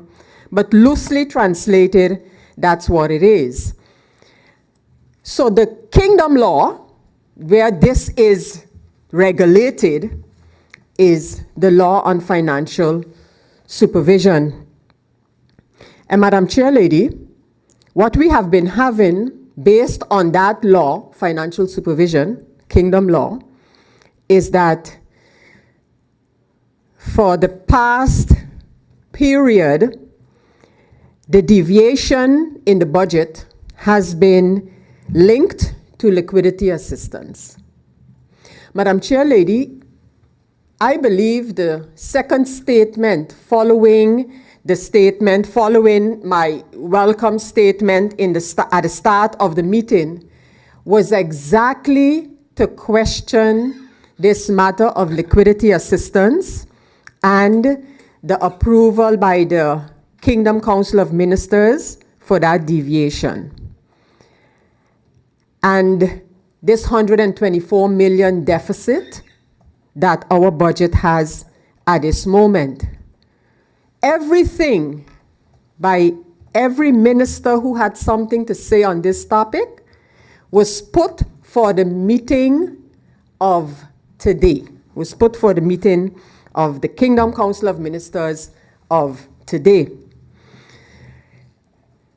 where it seemingly was expected, and I think here is where I'm not speaking for anyone else, and I don't want anyone else to speak for me either. But here is where I can't understand the picture that was painted to Parliament about today's Kingdom Council of Ministers meeting and our discussion on the budget. The budget deficit, 124 million. The latest that we heard, that I read of the whole coho thing was the four governments having looked at the critical comments of the Council of State, worked it out together. And according to media reports, the concerns of the countries were taken into consideration. Now, today, after that meeting of the Kingdom Council of Ministers, we're hearing that That is not really the way it went. The government of St. Martin has now been unpleasantly surprised with what has been put forward in the Kingdom Council of Ministers. And I would like the Prime Minister, just like her colleague, I don't know about colleagues, but I do know colleague of Aruba. I haven't heard from the other colleague, the colleague of Curacao, of the Prime Minister.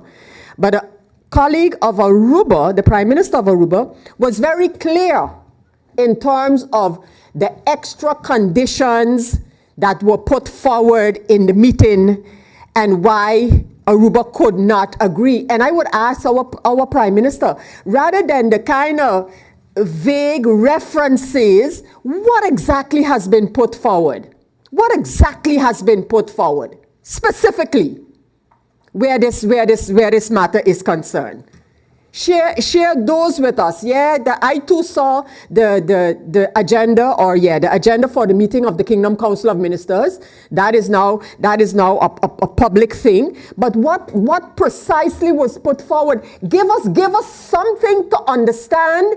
What were the concerns of the government, of our government? What were the concerns with respect to the COHO law? How were those things then worked out and proposed by the State Secretary? We are expected here to get pieces of information and broad pictures and broad strokes and then form an opinion. And if you sound critical, then it is taken by the government and those supporting the government as if we're being unfair and we're not supporting our own and we're listening to Knops and you know what I mean? Because we're asking, we're not just taking everything that is fed to us and say, yeah, that was sad for true. But I don't know what did these technical discussions on the COHO, what were the issues?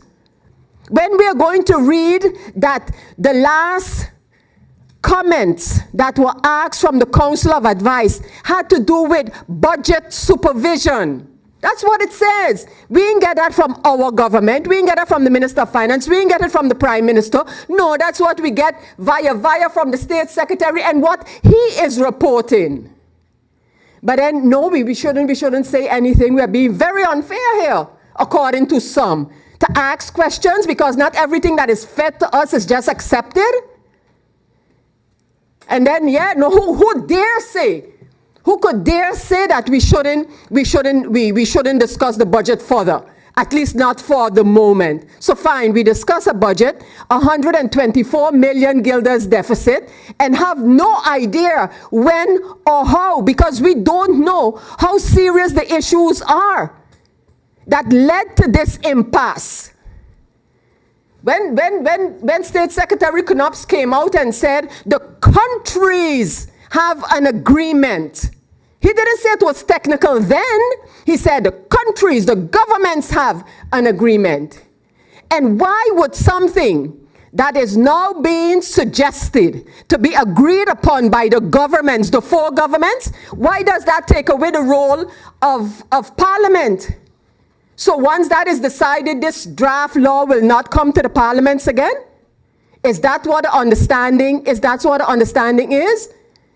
Madam Chair, this thing is deeper than the matter of, we have an impasse, we have an issue. This stems directly from the agreement signed between the St. Martin government and the Dutch government on the 22nd of December 2020. And the government, apparently so convinced that this thing will work out, started that process and comes in here on a nearly weekly, twice a month, whatever the case may be, and informs Parliament of how good things are going in the trajectory based on that agreement of December 22nd, 2020. But that same agreement is quite clear. It's quite clear when it comes to a political agreement on the COHO. If there's no political agreement on the COHO, then this trajectory, the whole trajectory, country packages and everything, falls down. It's as simple as that. That's an agreement signed by our government and the Dutch government. But the government continued to work with the TWO that proudly calls itself the Coho in Oprichting. The Coho in Oprichting. And only now we are now being told to believe that what has been now put forward in the Kingdom Council of Ministers meeting of today is something of now, and we could not have even been given an indication by either the Minister of Finance or the Prime Minister. You know, you are depending, you are looking forward to, you are anticipating the Kingdom Council of Ministers meeting of December 17, but there are some issues. There was no indication, absolutely none, that these things were playing. And of course, the Prime Minister knew. The Prime Minister has been having discussions with her colleagues. She has mentioned that on more than one occasion today. Has been having discussions. So very specifically, Madam Chair Lady, through you to the Prime Minister, what exactly, as far as St. Martin are concerned, are these things that have been mentioned regarding the cohort that really could not be swallowed? What? I mean, spell it out for us. Tell us exactly what it is, just like the colleague of Aruba did. So, Madam Chair Lady, whoever feels that in here we should say nothing about the fact that we receive a budget, 124 million deficit, but no, we are going to go ahead and no, we're going to approve the budget because that's our responsibility as Parliament. And what will the status of that budget be? What will the status of the 2022 budget be? And then is it going to the ombudsman to be then returned right back and the circle going to start all over again? Just to say, well, you know, Knopf's thing that he going to put a spoke in the wheel here in Parliament, but we ain't going to let it happen. And what about the budget and the things that have to happen on the basis of the budget? How does the government project, another question, us to go forward in the foreseeable future with the situation that we have right now? What is being expected of the people of St. Martin given where we are right now? So next to the whole political debacle and taking a stand and, you know, standing for whatever it is, okay, what does it mean for the people of St. Martin? What does that mean? That is the statement that the Prime Minister should be addressing to Parliament and to the people. Forget about the constitutional, political, and the article this and the article that. What does it mean for the people of St. Martin where we stand right now because of the decision in the Kingdom Council of Ministers this morning? So if the Prime Minister can address those two things, Madam Chair Lady, then I would be rather thankful, and I thank you. Thank you, MP Westcott. Williams. Next on the speakers list, we have MP Rolando Bryson. You have the floor. Madam Chair, thank you. Good afternoon to you, to my colleague members of Parliament, to the Honorable Prime Minister, and the support staff here, and those viewing by various forms of media. Madam Chair, sometimes in the Parliament we tend to focus a lot on what we might not agree on, but there's one thing I remember us agreeing on as a Parliament: 15-0. On July the 8th of 2020, this Parliament told the Prime Minister to urge the government to dialogue with the government of the Netherlands on the procurement of financing devoid of conditions that will trample on local and international laws, as well as inflict a socio-economic impact on the lives of the people of St. Martin. So the first question I have for the Prime Minister, in your decision making, not just yesterday to prepare what to tell the RMR, or in previous RMRs as well, have you not followed this instruction from the Parliament, the unanimous Parliament of St. Martin? Because that is what I see, and I want to commend you, Prime Minister, for exactly that. Because we would have a whole other discussion here today. how she could have just go ahead and she did and approve it and so on. You already have your instructions from Parliament. Should we receive an update and so on? Yes, I agree. I think we've gotten the update. We're in the middle of the Central Committee meeting. It's not like we closed the meeting and then this came up. We are in the midst of the discussion, and this is going to continue to come up. It's going to continue to come up in the OVA. But in my opinion, the Prime Minister has acted on the instructions of Parliament, because you have appeared to see something that is in contravention with our local laws, or contravention with the Kingdom Charter, or contravention with international laws, or that would have a negative socio-economic impact on the lives of St. Martin. Madam Chair, a lot of the focus, of course, on the budget has shifted to the coho, but that has happened as a result of an RMR decision. But what is before us right now, well, let me say some members of Parliament might have shifted the focus. My focus is on our budget. This is our constitutional responsibility, and the rules of order say you have to have a Central Committee meeting first. A Central Committee meeting, Madam Chair, correct me if I'm wrong, is this not the first step towards handling any legislation, including those that have kingdom law attachments? Are we voting today on a budget? Because then I don't understand why we would need to wonder the sentiment about stopping a Central Committee meeting. I have been a proponent, as with others, to take our time and do the Central Committee meeting, and that is exactly what we're doing. So that this has come up now begs additional questions, which is why I posed the question, okay, Prime Minister, did you follow the motion of Parliament dated July the 8th? We also had an additional motion on May the 19th, where again we stress on the fact that the conditions in said written proposal should only be accepted insofar that they are not in violation of local kingdom laws, international laws, etc. So, Madam Chair, I do understand the questioning, but kind of going all the way and speaking that at this moment we have a constitutional crisis is a bit far-fetched, I would say. We're not anywhere near such a situation. This discussion, did we think that the Netherlands and the outgoing, based on what we might be hearing or based on his profile picture and his beautiful military uniform, God can only hope, but based on the outgoing State Secretary, potentially outgoing with a new government slated, estimated to be between the middle of January to February, potentially your last RMR, did we expect anything different? We've been getting this from him for a long time. So I do appreciate the update that we have received from the Prime Minister. Of course, there are questions, and the questions, I wouldn't say what next, what implications that it have. I think the Prime Minister spoke from off the top of the head, very straight up, and came to tell the Parliament, well, this is what it is. And my question is, Prime Minister, do you have as much information right now that you had last night? Or has a lot more transparent between last night and what has transpired today? So the information that we're getting to me is the up-to-date information, and that is what I need.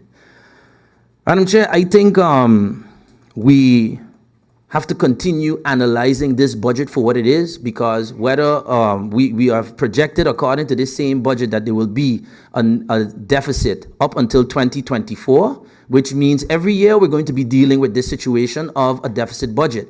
I, as a member of Parliament, am not going to wait on an RMR decision to start analyzing, discussing, and debating a budget.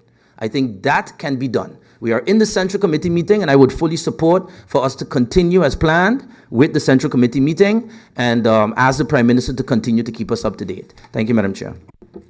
Thank you, MP Bryson. Next on the speakers list, we have MP Melissa Gums. You have the floor.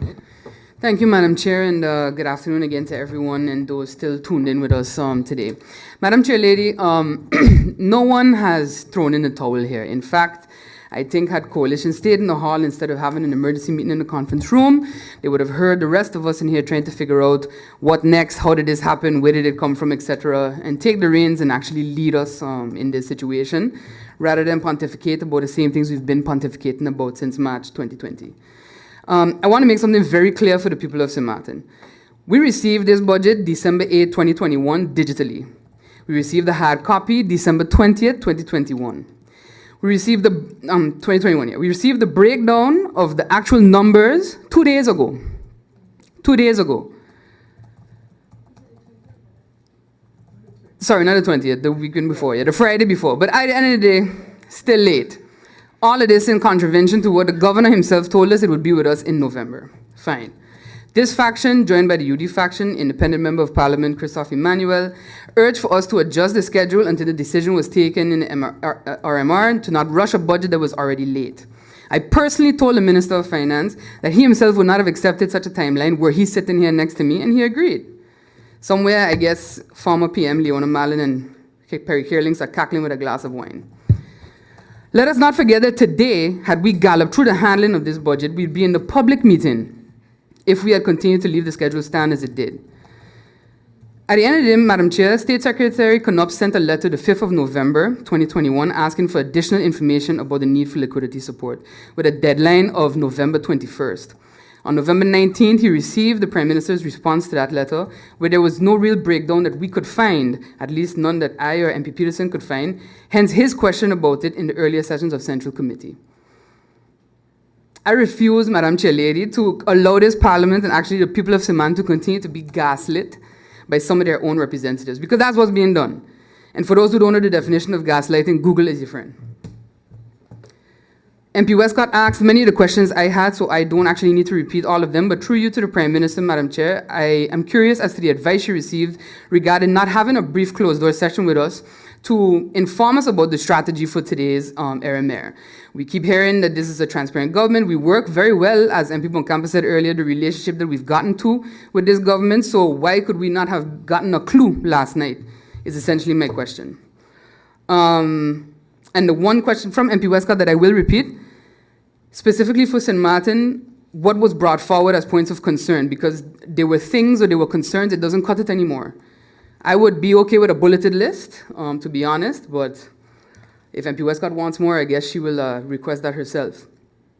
This is really why, we continuously ask for government's position, for their clarity on certain topics, because we don't get it. And then if it's questioned, we indeed ourselves get gaslit and chided for even questioning these things. And then told that, this is a transparent government, etc. But many who are doing the gaslighting would not tolerate this if it was other people sitting across from us today. So everybody could miss me with that today. Thank you, Madam Chair. Thank you, MP Gums. Next on the speakers list, MP Rayon Peterson. You have the floor. Thank you, Madam Chair.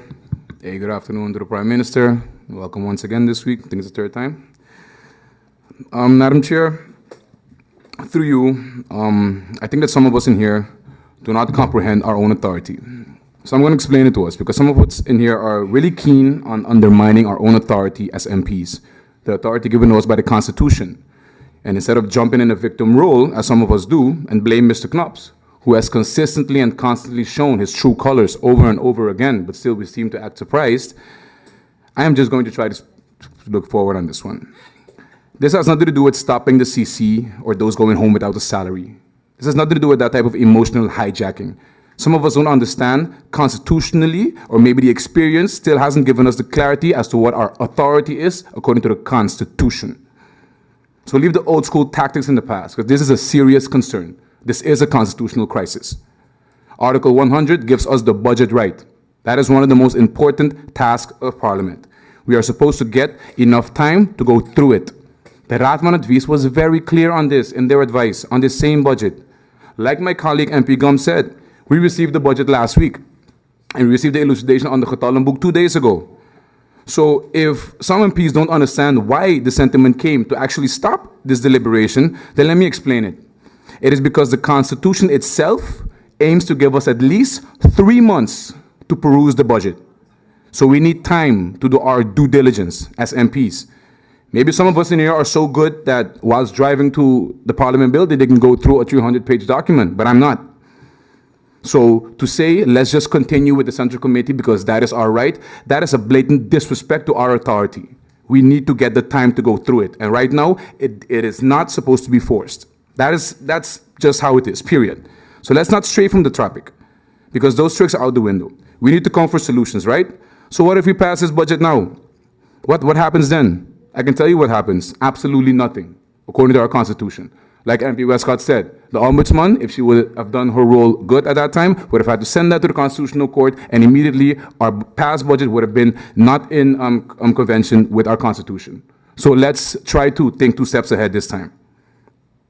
I also looked at the agenda point for the RMR for today, December 17th, and I don't see specifically the agenda point, the deviation given in Article 25 that we are looking for, according to the Rijkswet, on the agenda. I only see the liquiditeitssteun. So my question is, why? Why is that done like that? You see, let me explain something to my colleagues. The same kingdom law that we are so keen on, the Rijkswet Financieel Toezicht, what happens if we don't get the approval that we're talking about? Article 14 of the Rijkswet explains, als het college, meaning the CFT, op 15 december nog geen vastgestelde begroting heeft ontvangen en er naar zijn oordeel nog geen uitzicht bestaat dat er binnen een redelijke termijn alsnog een ontwerpbegroting, respectievelijk een vastgestelde begroting, zal worden toegezonden, which I think we are there right now, bericht het college dienaangaande de Raad van Ministers van het Koninkrijk door tussenkomst van onze minister. Section 2 of this same article says, een bericht van het college, als bedoeld in het eerste lid, kan vergezeld gaan van een gemotiveerd advies tot het geven van een aanwijzing. So the Rijkswet is saying, if the CFT now sends a letter to the Kingdom Council and Ministers informing them that they have not received a budget per the 15th of December, it can also go with a gemotiveerd advies to give us an instruction. That is a fact. But we are here fighting because we don't know what's going on. But then let us explain it to each other, because by the end of the day, we are responsible for the people of St. Maarten. This parliament. So, again, stop undermining yourselves. You are MPs, all right? This whole rhetoric about coalition and opposition and let's schedule the meeting and no, it needs to stop. It needs to stop. Because I, for one, do not have any trust in communication anymore when it comes to government on this topic. So for us to continue executing our tasks given to us by the Constitution, we need to stop playing games. Because that's the rhetoric that's being played right now. We are in a CC, so the time for the discussion is now. Wrong. That was not the intention. How are we at this point today, Friday afternoon, but up until last Tuesday, we were still having a big discussion in the same hall about postponing the public handling of this budget, which was planned for today. We were supposed to pass the budget today, according to the coalition. Today, when we got the same news from Holland. So it's clear that the supposed cohesion that we expect from, let's say, the proceeding of Parliament and the government is not there. It's not there.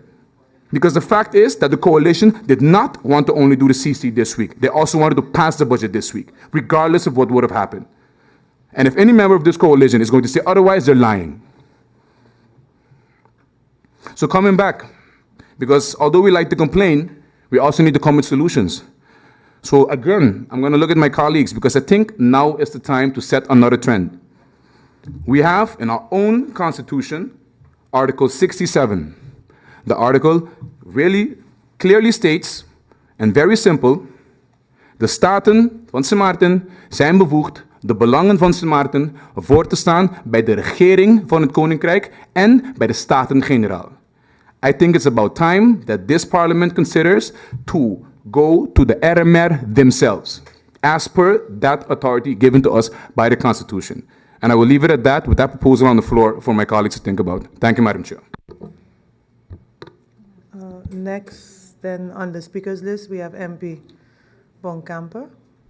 Yes, because MP Bonkamper, you have the floor. Thank you very much, Madam Chair, to the Prime Minister and the support staff. A pleasant good afternoon. Madam Chair, I don't even really know where to start anymore. I am deeply disappointed, to put it mildly. Madam Chair, from the day I walked through those doors, I made two statements. I don't play politics, and I am Team St. Maarten. I will vote along if it's good for the country and vote against if it's bad for the country. I have never deviated from that, while the party I used to be with was against me. The 3 laws was a great example. They even publicly chastised me for it. But I was okay with that because I knew while voting my conscience, I was voting in the interest of the country. Madam Chair, I spoke, I think it was yesterday yet, or the first time the PM was here, about PR and the damages that happens to this country because of bad PR that we do. And I want to now piggyback on MP's Westcott's statement. The Prime Minister of Aruba came out right after the interview of State Secretary Knops and explained to the public of Aruba what happened and why it happened. By us, it became a discussion in here. Because up until now, nobody really understanding what's happening. Now, for Aruba, it's more pressing because Aruba needs that 80 million guilders now. Not tomorrow, they need it now. So for them, it's a different story in that sense. But it is this information that we are not getting. And today, the Prime Minister gives an elucidation or a chronological order of the letters that came in, etc., etc. And that on Wednesday, the government got the letter from Mr. Knops, the 11-page letter, and on Thursday, Cont took a decision to give an instruction. Madam Chair, you were chairing this meeting this afternoon when the Minister of Finance sat right where the Prime Minister is sitting now.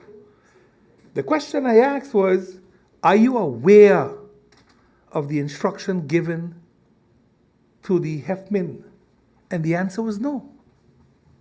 You see, this is what bothers me. This is what bothers me.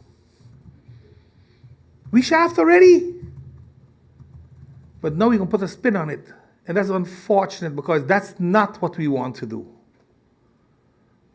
Either we band together and pull through this, or we go our separate ways as we normally do because they know how to divide and rule us. We have always been beaten at that game, divide and rule. And just now you saw the commotion in here. And that will continue until we decide that we want to do this thing the right way.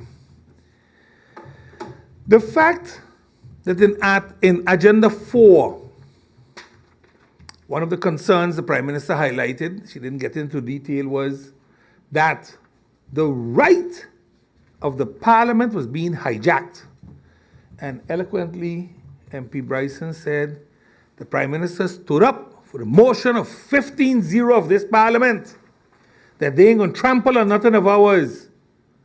But we were the ones that voted for that motion.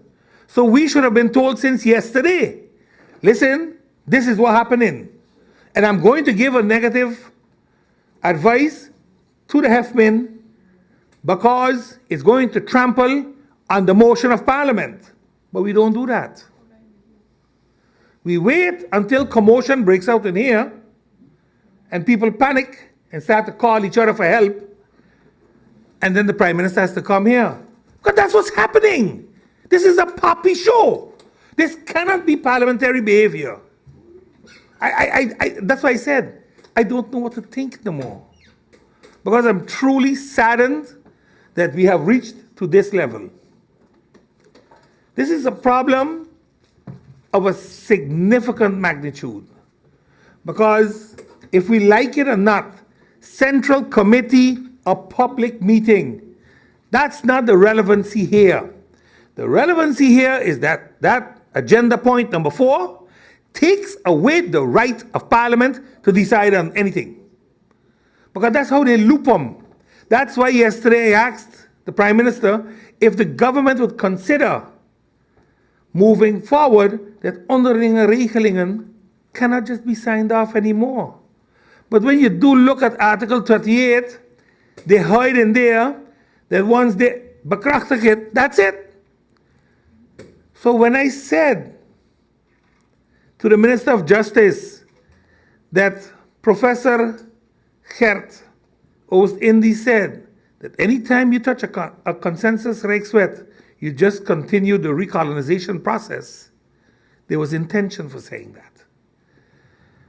Madam Chair, the well-versed legal mind in the Parliament in MP Peterson already touched the aspect of Article 67, and I will support you with that one.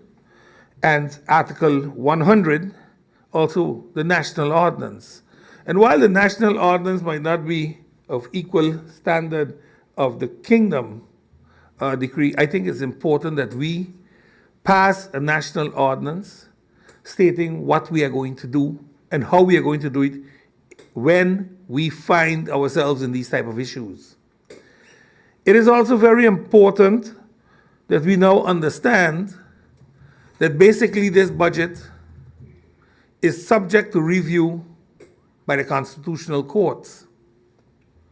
Because whatever the Dutch Rijksministeraat does that is not in accordance with that agenda number 4 that can impede on us, we're going to have to wait for another decision of the courts to have a positive budget or have a legal budget.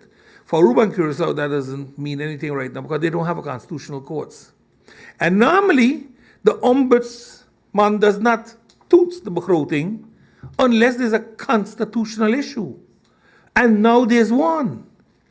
And I believe that the show we had here, because that's what we're going to call it now, because there was too much of shouting and too much of pushing and too much of rhetoric instead of just dealing with the fact. The fact is we have a crisis. The fact is an agenda point was put there that was going to impede the movement of this parliament. That's what it was. And if that wasn't so, there wouldn't have been a negative instruction. So we have a problem. And how do we deal with that? How do we move forward today with this? And again, staying here till midnight to finish the Central Committee meeting, it's not the issue. Coming back in next week and doing the OV, it's not the issue. The issue is the budget has no validity. Absolutely none. Because in accordance to our Constitution, it can have a deficit. And as long as we don't have the right to deviate from it, it's a piece of paper without any value, approved or not by this parliament. That's the reality we're going to have to start dealing with. And we can talk about all kinds of other things, but let's deal with the reality. And the reality is the Constitution of St. Martin that we have to adhere to. And if the Prime Minister or anybody else in here can find where we can deviate from that without the approval of the Kingdom government, then please let me know. And let me continue bobbing and weaving on this budget right now. Because then we can get it done for the people. But other than that, let us not play this game of when we should have it and when we should have it. Because we are not in compliance with anything we have right now. Thank you, Madam Chair. Thank you, MP Bonkamper. Next on the speakers list, I see MP Sarah Westcott would like to have the floor once more. MP Westcott. Yes, Madam Chair Lady, thank you. And thank you for the opportunity. Madam Chair Lady, actually my question was posed by MP Bonkamper, and I want to repeat it and ask so that I can understand what has been told to this Parliament. When exactly did the Council of Ministers of St. Martin discuss this matter of taking a stance in the Kingdom Council of Ministers of the 17th of December today? When did that discussion take place? So not only about what was received from the State Secretary, that document as referenced to by the Prime Minister, but when was the decision taken in the COM to take a stand and what that stand would be in the Kingdom Council of Ministers meeting? But then, Madam Chair Lady, the reason why I still took the floor is because I have another question for the Prime Minister. And I want to know if the Prime Minister, in what has transpired and what is transpiring, sees an opening to take the Dutch government to court. And if the Prime Minister is willing to have this legally researched. And of course, the first answer to that would be, yeah, but the courts are not really going to take a decision regarding a matter of that nature. I beg to differ, because in recent times, we have seen courts taking decisions that could be considered on the political, to use a very fitting Dutch term, flock. And so I want to know if what we're hearing from the Prime Minister regarding what was put in the Kingdom Council of Ministers agenda, etc., if the Prime Minister does not think, rather, it would be a good idea to have this thing legally looked at and a good brief prepared. In fact, I think that should be a combination act if this Parliament is going to decide to make use of Article 67. I would not be part of any such, whatever it's going to be, however we will be meeting with them, digitally or otherwise, unless I have a clear understanding as to government and Parliament's position on this matter. So let me state that up front. If Parliament, what are we going to? It talks about representing the interests of the people. And while I have always touted that article as an article for Parliament to voice its opinion, but we got to know what we're going to say and what is it that we're going to champion. So I wanted to add that so that my position is known even at this time. But I'm quite interested in the Prime Minister's opinion. I do believe, just by hearing from the Prime Minister, that I think it is time we challenge this matter, this way of handling by the Dutch government towards the country of St. Martin. I thank you, Madam Chair Lady. Thank you, MP Westcott. I see next on the speakers list we have MP Solange Duncan. You have the floor. Thank you, Madam Chair Lady. Good afternoon to you. Good afternoon to my colleagues here in Parliament. A good afternoon to the Honourable Prime Minister and her support staff. And a good afternoon to the people of St. Martin. Just quickly, Madam Chair Lady, the Prime Minister came in to give an explanation. The government requested deviation, as we have always done. And the CFT sent with that deviation or that request to the Edemere a positive advice. So yes, we should get a deviation on the budget. Yeah. But what happens when it arrives? It's put on a shelf, and that happens there too. Maybe we think that it has only happened here. The documents are put on a shelf and held back for whatever reasons. This is the issue that we are dealing with now. And Madam Chair, we just continue to be held hostage. We continue to be held hostage, and this is our problem. I am so looking forward to 2022 because I believe that it is going to be a year for us here in Parliament. Because if you listen closely, Madam Chair Lady, to some of the words we're hearing from our colleagues, it's interesting. For one, this Parliament passed unanimously a motion by MP Pantoflet under the request for debt cancellation. What does that mean? That at least 15 of us, I believe it was 15 of us, believe that our debts should be cancelled for a number of different reasons. And this is cancelled from who? The Netherlands. I just heard MP Westcott Williams talk about taking the Dutch government to court. There is a reason for that. I was surprised to even hear MP Peterson talk about us going to the Netherlands ourselves to approach the Edemere. Why not? You know what these things are about, or you know why these things are being said, Madam Chair Lady? Because there is an issue, and we call it, there's a number of things that we could call that issue. The democratic deficit, some of us love the word decolonization. Why? Because we are, whether we are unhappy, some of us are angry, some of us are frustrated with the way in which we are being treated in this kingdom and the relationship that we have right now with the Netherlands. It needs to change. I am looking forward as well, Madam Chair Lady, in the new year to the hosting by this Parliament of a expert roundtable not only local experts, but regional experts, international experts on the Kingdom Charter, on our democratic deficit, on decolonization. Why? Because something needs to be changed now. And so I am looking forward to 2022, and I am also looking forward to us standing together as a people, maybe for the first time, and not only as a St. Martin people, but as a Dutch Caribbean people. Because whatever we do, especially in this parliament, especially in this country, we could be doing it for St. Martin people, we could be doing it for Statia people, Saba people, Bonea people. Everybody could benefit from us standing together. And I am proud to see that that is happening now. Thank you, Madam Chair Lady. Thank you, MP Duncan. I see that MP William Marlin would like to have the floor. MP Marlin, you have the floor. Yes, Madam Chair.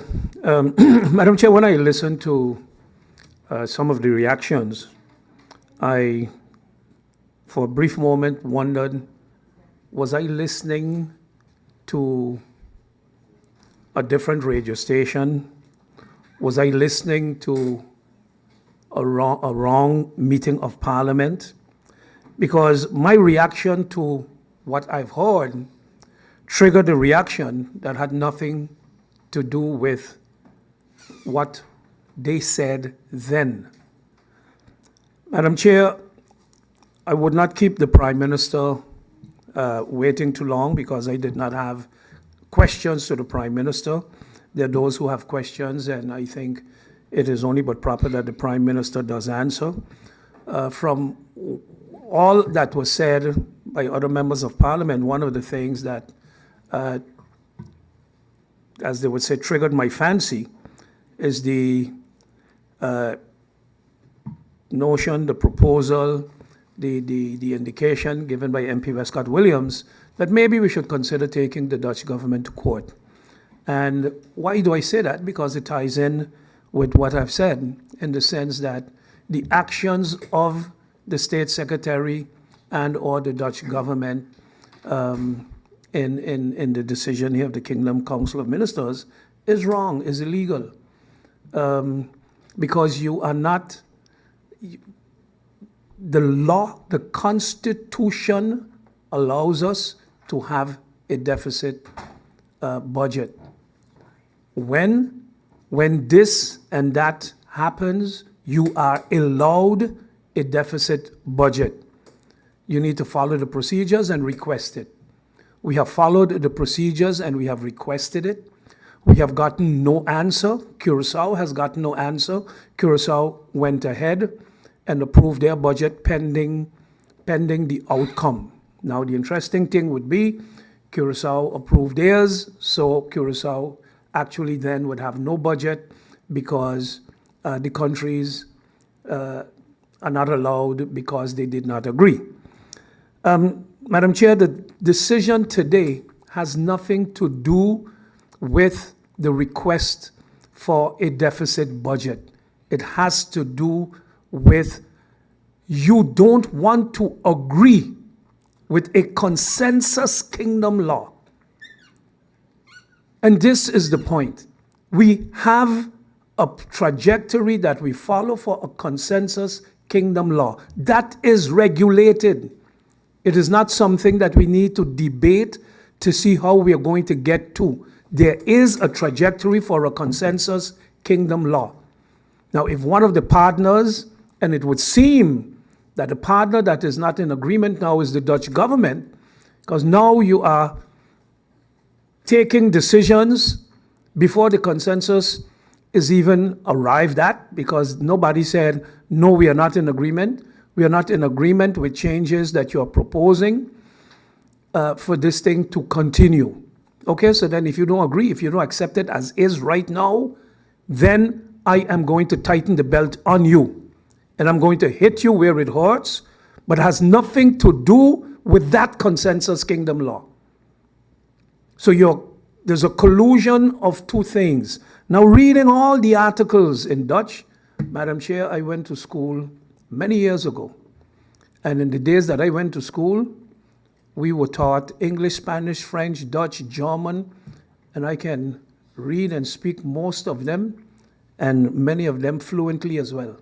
But I don't need in the Parliament of St. Martin to show how well my Dutch is or how well it is not.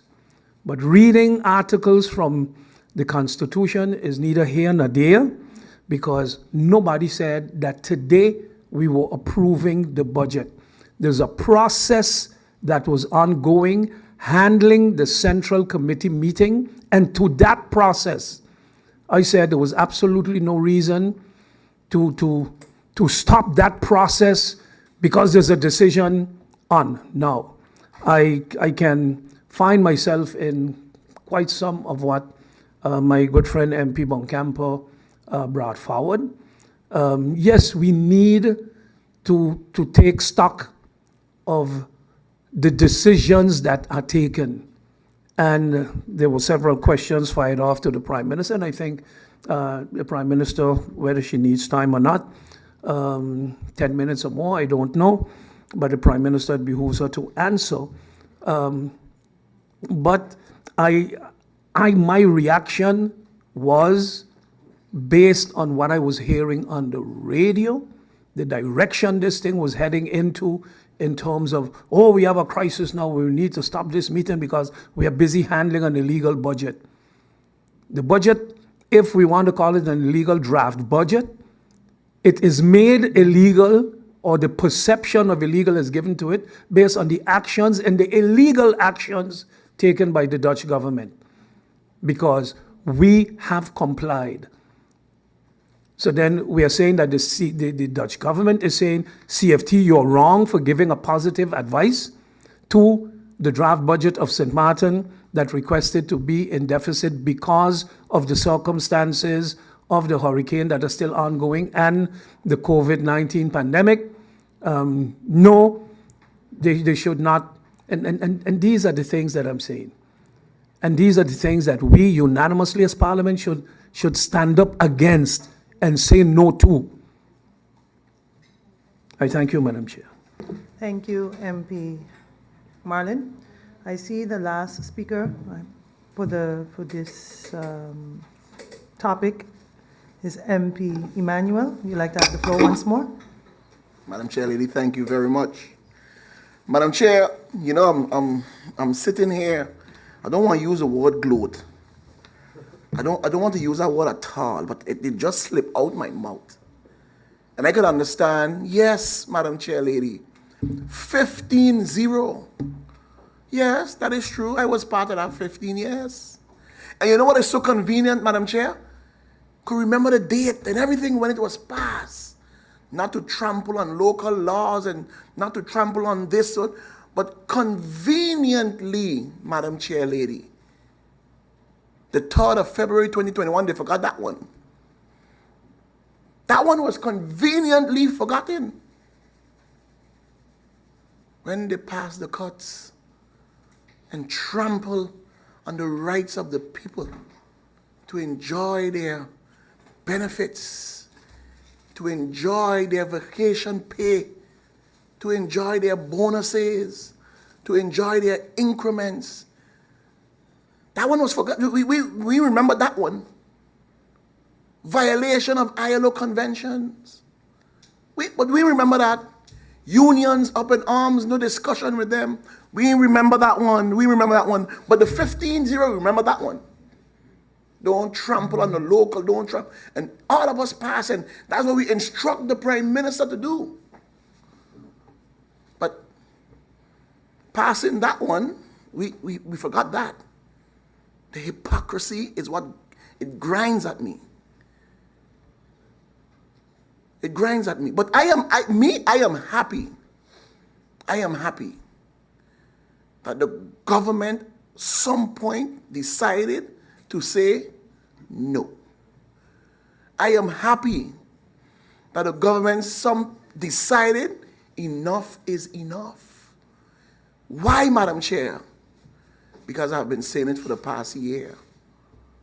Ridicule. Right here on the floor. Right here.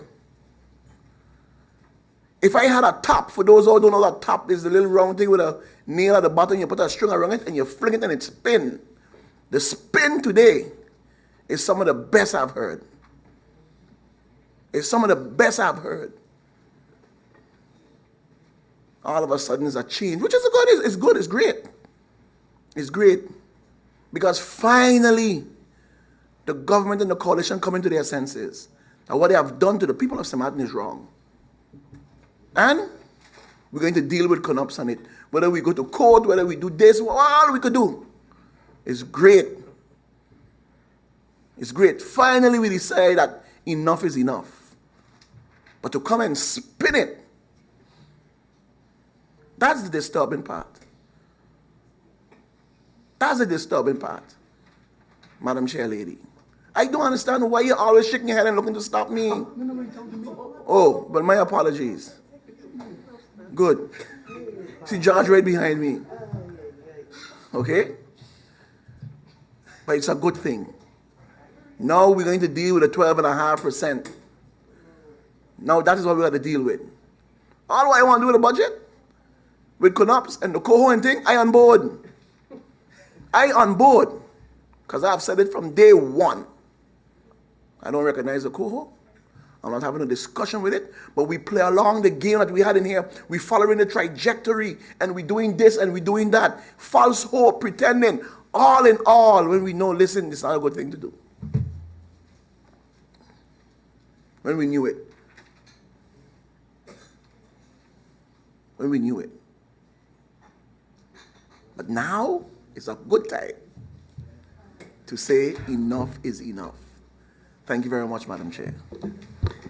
Thank you, MP Emmanuel. Next on the speakers list, we have MP George Pantaflet. You have the floor. Thank you, Madam Chair, and sorry for distracting you and so on. And Madam Chair, just briefly, I want the people of St. Martin to remember, because there's so much going on, that this government did not just submit to the conditions that came from the Dutch government. It took us July, August, September, October, November, and then December, when we realized that the finances were going to be depleted, and we understood that we could not pay no civil servant, nobody at all. That's when government gave in. Today again, we are saying no again, because we have, I believe a few months, the minister said, finances until probably the first quarter of 2022. You don't say no, Madam Chair, unless you know how you'll take care of your people. I said it before. Managing your house and managing a country is two different things. Thank you, Madam Chair. Thank you, MP Pantaflet. I see MP Pantaflet 100% sure is the final speaker.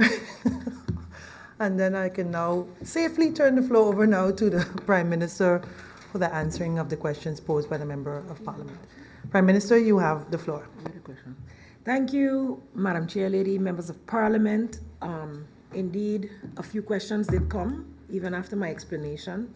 Not being here for whatever may have happened prior to my arrival, I'm really not responsible for such, but I can say this. I had hoped with my explanation, and I saw also with the Aruba Prime Minister's explanation, the details of the decision points were not necessarily given, but of course Aruba had a much bigger problem with the protocols for continued financial supervision without an ending date as one of the key things that they had been in constant discussion with. That is definitely what they went into the details on.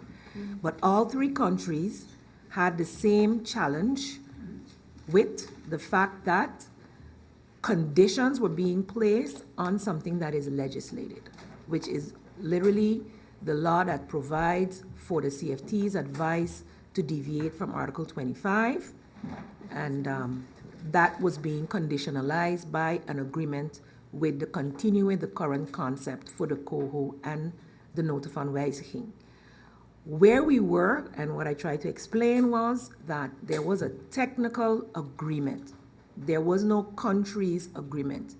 And all three of the Caribbean countries did not give their approval to move forward on the note van wijziging. The coho concept was already through. That is already agreed upon, but the additional amendment that had been submitted is what still, despite the changes, did not yet get the country's approval.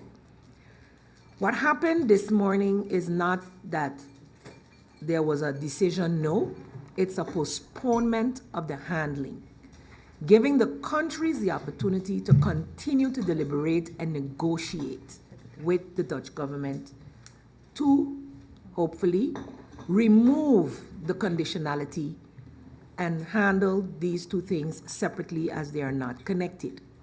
That is the goal where that is concerned. Also seeing that two of the key points, so it is literally stating that based on a political agreement with the amendments, etc., then the approval would be given for St. Martin, Curacao, and Aruba to receive the deviation. St. Martin and Curacao does not need liquidity support per se at this time in the estimation of the CFT, but it would still be, according to the discussion, evaluated within Q1 if that would be necessary based on what may or may not happen. We are still in a pandemic. There was also a point about Curacao and St. Martin having to put all loans regarding the Gewonedienst on the regular budget to let them vote for instemming and the RMR. It's very difficult for me to translate on the cuff, sorry. So to put the approval for loans directly to the RMR and also for Aruba. Those points in Beslispunt 1 we had a challenge with. Beslispunt 2, decision point 2 on the agenda point 4, was one where they copy-pasted out of the nota van wijziging. Legally putting something that has to go through the trajectory of the Staten-Generaal, the parliaments of Aruba, Curacao, and St. Martin, in the RMR for a decision. I think if we were serious about having a relationship based on mutual trust, and yes, MP Westcott Williams, through you, Madam Chair, I have come in here and said that the working relationship regarding the landspakketten between our civil servants and those of the Netherlands have improved to the point that we have received, and this is also a point all three prime ministers have made, that we have received in the last uitvoeringsagenda good reviews. So here you are as countries doing everything you promised to do, and it appears you're being punished on the back end, despite having done everything. And this is so reminiscent to me of what happened in June that it is amazing. We could not agree that this right is being removed from it being handled via the concept upon consensus. We do not believe that a forced consensus is a real consensus. At the end of the day, it will have to come to the parliaments. But like MP Boncampo said, if it boils down to will you be able to feed the people or not, there's a large chance we're going to go with what's best for the people. So indeed, we have a month spailing to be able to have those discussions before the next RMR. We do not know what other changes will take place in terms of the new government sitting, but indeed, maybe this was the last hurrah, and so the goals of the State Secretary were not met in ensuring that the COHO concept with its amendment could make it to the second chamber as he had promised. But there is a better cognizance within the Netherlands. There is a better understanding within the Netherlands since we have been putting the words out there. And I must say, based on everything that's going on, the press release that was supposed to be issued this morning has not been issued yet from St. Martin. And I take responsibility for that. The fact that the agenda of the RMR is confidential and you cannot openly discuss what is going on. It would have been better, yes, yesterday to have had a closed-door meeting. Unfortunately, the time for that with everything else and the budget handling did not present itself, and so that did not take place. During the day, in between my 2 stints in Parliament yesterday, we had the emergency ministerial COM meeting. It is quite possible that the Minister of Finance may have been here in the Parliament when that happened. It is quite possible. I do not know. I'm trying to ascertain what time that was, but that would be the only way indeed that he was not aware of it. And the actual instructions were sent out at 9 p.m. last night. If you can remember what time I left here, that means I left here and I went back to the office to finalize the instructions to the chef min to be able to be ready because, you know, the time difference. So that's the reality of where we were. The one I made the statements prior, very general. There's a carte blanche statement in the parts that relate to, in fact, all 3 countries, whereby agreements made in RMR related to the 3rd tranche liquidity support has to be constructively promoted, so reiterating that we are moving forward with the execution of the Rijkswet Caribisch Orgaan, so with the Rijkswet COHO. And then, let me say it in Dutch. Alle nog in te vullen of op te volgen eerder gestelde voorwaarden, tenzij in de RMR expliciet anders is of wordt overeengekomen, is put as to be eligible to get any future liquidity support.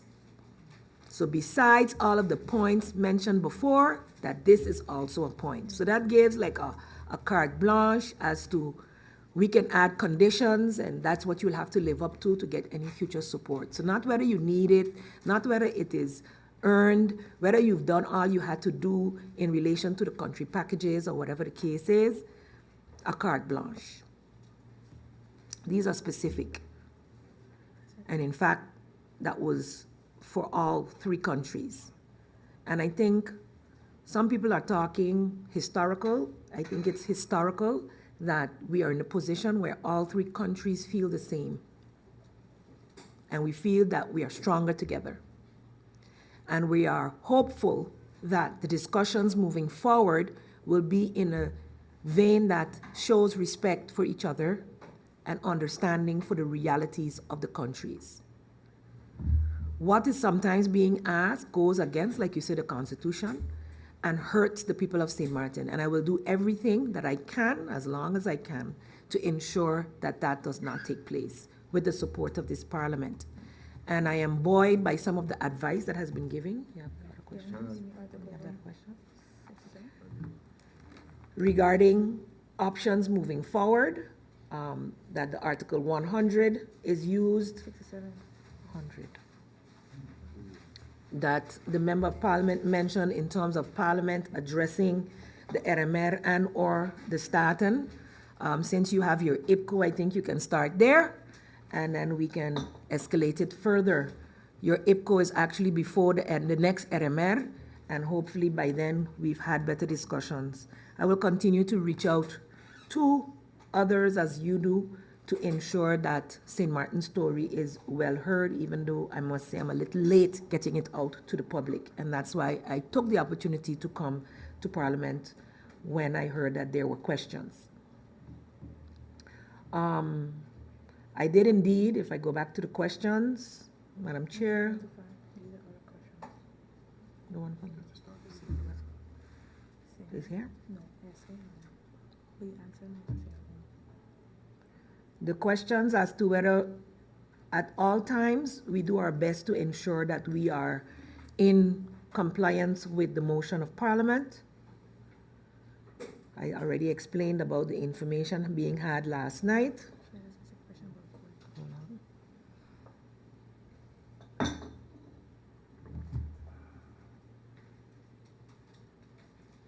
I think especially because of the way We see things rolling out for Aruba right now. It is noteworthy that this is exactly where we were the last time. And honestly, the countries see that literally as long as you're in this position, it continues to happen. And I think MP Duncan summed it up well enough that I don't need to repeat. But for sure, all must be able to see that this is not the right way to handle the countries in St. Martin, Aruba, and Curacao. Indeed, the CFT already advised positively for the off-ranking, so I do not see that the CFT could turn around now and make a different advice based on what is happening. We are still going through our budget handling. Of course, there's always step 2, step 3, and step 4, but we are not there yet. We asked for the postponement to be handled in the next Kingdom Council of Ministers, and so we hope to have reached some kind of a agreement by then. I believe I answered MP Westcott's question. What does it mean for the people of St. Martin? As we did not need liquidity support right now, we are continuing as we did before. We continue to promote that the people of St. Martin continue to be positive and generate the income in their businesses that we need so that we can continue to be as resilient as we have been. We are not in any financial trouble for the next couple of months, so no one needs to fear for their jobs within government at this point in terms of being able to be paid. We are not jeopardizing anyone's life, income, etc. And what we expect the people of St. Martin is to understand the reasoning behind the postponement of the handling of this agenda point. It is in the interest of us not being in a position that we are thwarting our own laws and or opening ourselves for future conditions that are unrelated due to undue pressure from the Dutch government.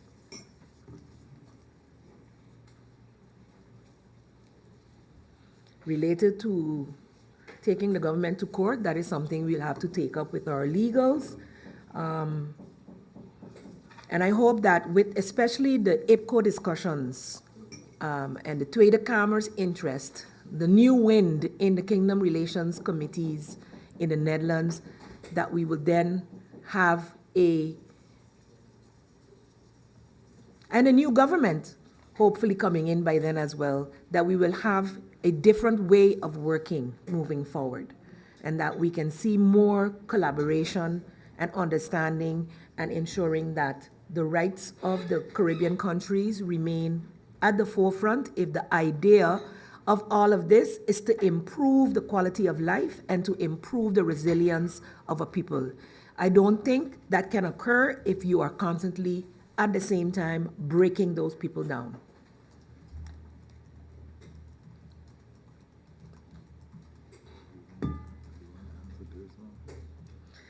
MP Bonkamper asks also where it's mentioned that the budget can be approved with a deficit in Article 100 of our Constitution.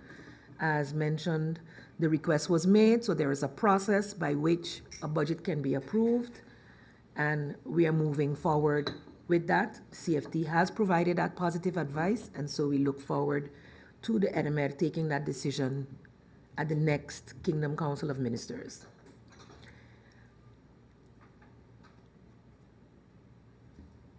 I think the rest were mainly statements. Is there anyone that requires clarification, or if I missed a question?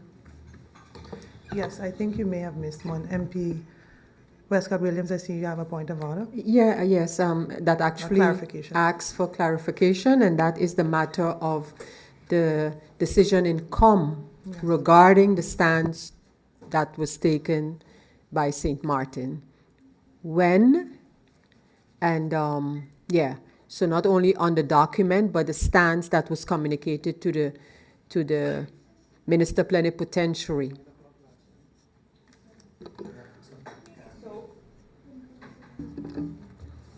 Yes, it's Let me, I honestly thought, MP, it was a different question that wasn't answered, but I think she did answer that. Maybe allow the Prime Minister to respond? Yeah, please, Yes? So I mentioned that I don't have the exact time, but it was in between. I came in the morning yesterday, and then I came back in the evening. So during the afternoon, at some point before I returned, we had our extraordinary Council of Ministers meeting where it was approved, where the spreektekst, the context of the spreektekst was approved, and the text itself was sent at 9 p.m. after I left here. So it was finalized. All ministers were present for that decision? No, the Minister of Finance was in Parliament when that was happening. Thank you, Madam Chair Lady. Thank you. Prime Minister, any other response? Or is that the final?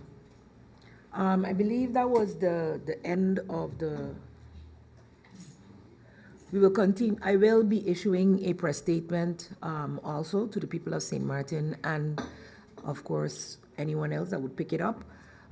We stand by the decision as the three countries to take the postponement of Agenda Point 4 based on the extensive reach and the overreaching that has been established almost to be the norm now. We've had a couple of months respite, and I think right here on the floor of Parliament, they said, yeah, until the next time. Well, the next time is here. We're hoping that it will be the last time, and that seeing that all countries agree to the reforms itself, it is the vehicle through which the reforms are appearing to be imposed, that you're saying that you are leading as a government, but then here and there you're still getting this nagging that you're being pushed in a certain direction.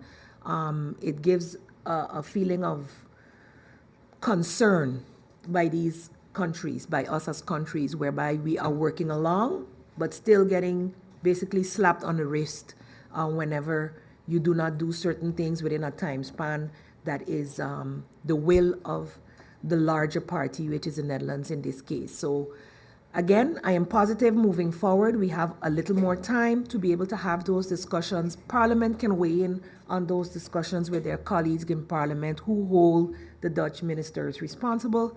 And I look forward to us to be able to remove things that are connected within and ask to be decided upon in the Kingdom Council of Ministers that have no call being connected, things that are already regulated by law, and actually would put countries like St. Martin and Curacao and Aruba at a disadvantage to be able to execute their policy programs, especially seeing that we have a right to it based on the fact that we are going through a pandemic, a disaster at this time. Thank you, Madam Chair, for the opportunity, and thank you, members of Parliament, for this time. Thank you, Prime Minister Jacobs, for your response. Is there any other member of Parliament that wish to have the floor for clarifications, or is it clear? I see no need. I would like to take a brief adjournment to, yes, I'll take a brief adjournment until 4:45. Meeting adjourned until 4:45.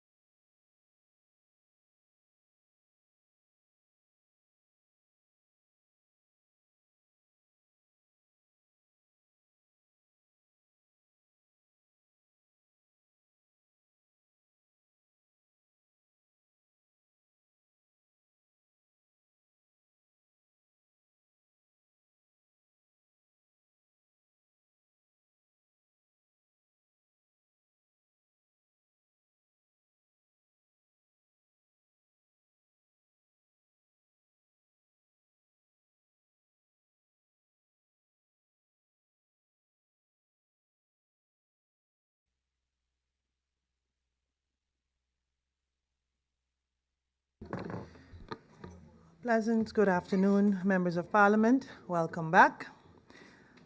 It was discussed internally, and I'd like to bring it up publicly, that we decided to close this Central Committee meeting and allow the ministers to send their questions, their answers in writing.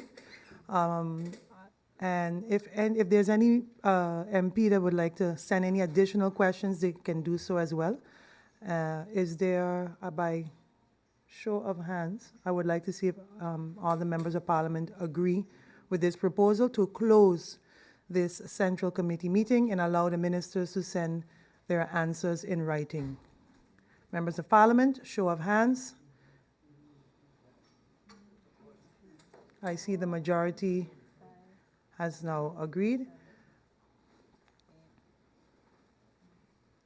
Again, let's try it one more time because we were all over the place, MPs. So I'm going to propose it one more time. Does the MPs agree to have all their answers sent in writing and that we close this Central Committee meeting? Show of hand, who agrees? I see a lot of hands. Okay, that's some, okay. How much is that? Sorry? 9? Excuse me, Madam Chair, sorry. Yes? Point of proposal ordering.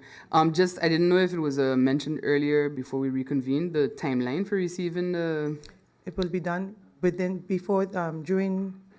midweek. By midweek, all of it will be in. Because everyone have their answers already, so most of them have already sent it by email. I'm sure some of them will be sent, but the NADA report, I think we would need some time internally to have it done. All right, Okay? just that we receive them We will before receive it before IFCO the and year before, end. yeah. Before okay. year end, All that's right. for sure. The NADA report, we would need some time. Yeah. Yes. Thank you, Madam Chair. But the individual answers will be sent within a day or two. This was my point of order, but okay. Thank you, Madam. Thank you. Members of Parliament, it's Friday. It's been a long, long week. I would like to wish each and every one of you a pleasant weekend and actually a pleasant Christmas and Happy New Year's to one and all. With that, I would like to close this final meeting, this final Central Committee meeting for the year 2021, and wish everyone a safe and pleasant Christmas and New Year. Meeting closed.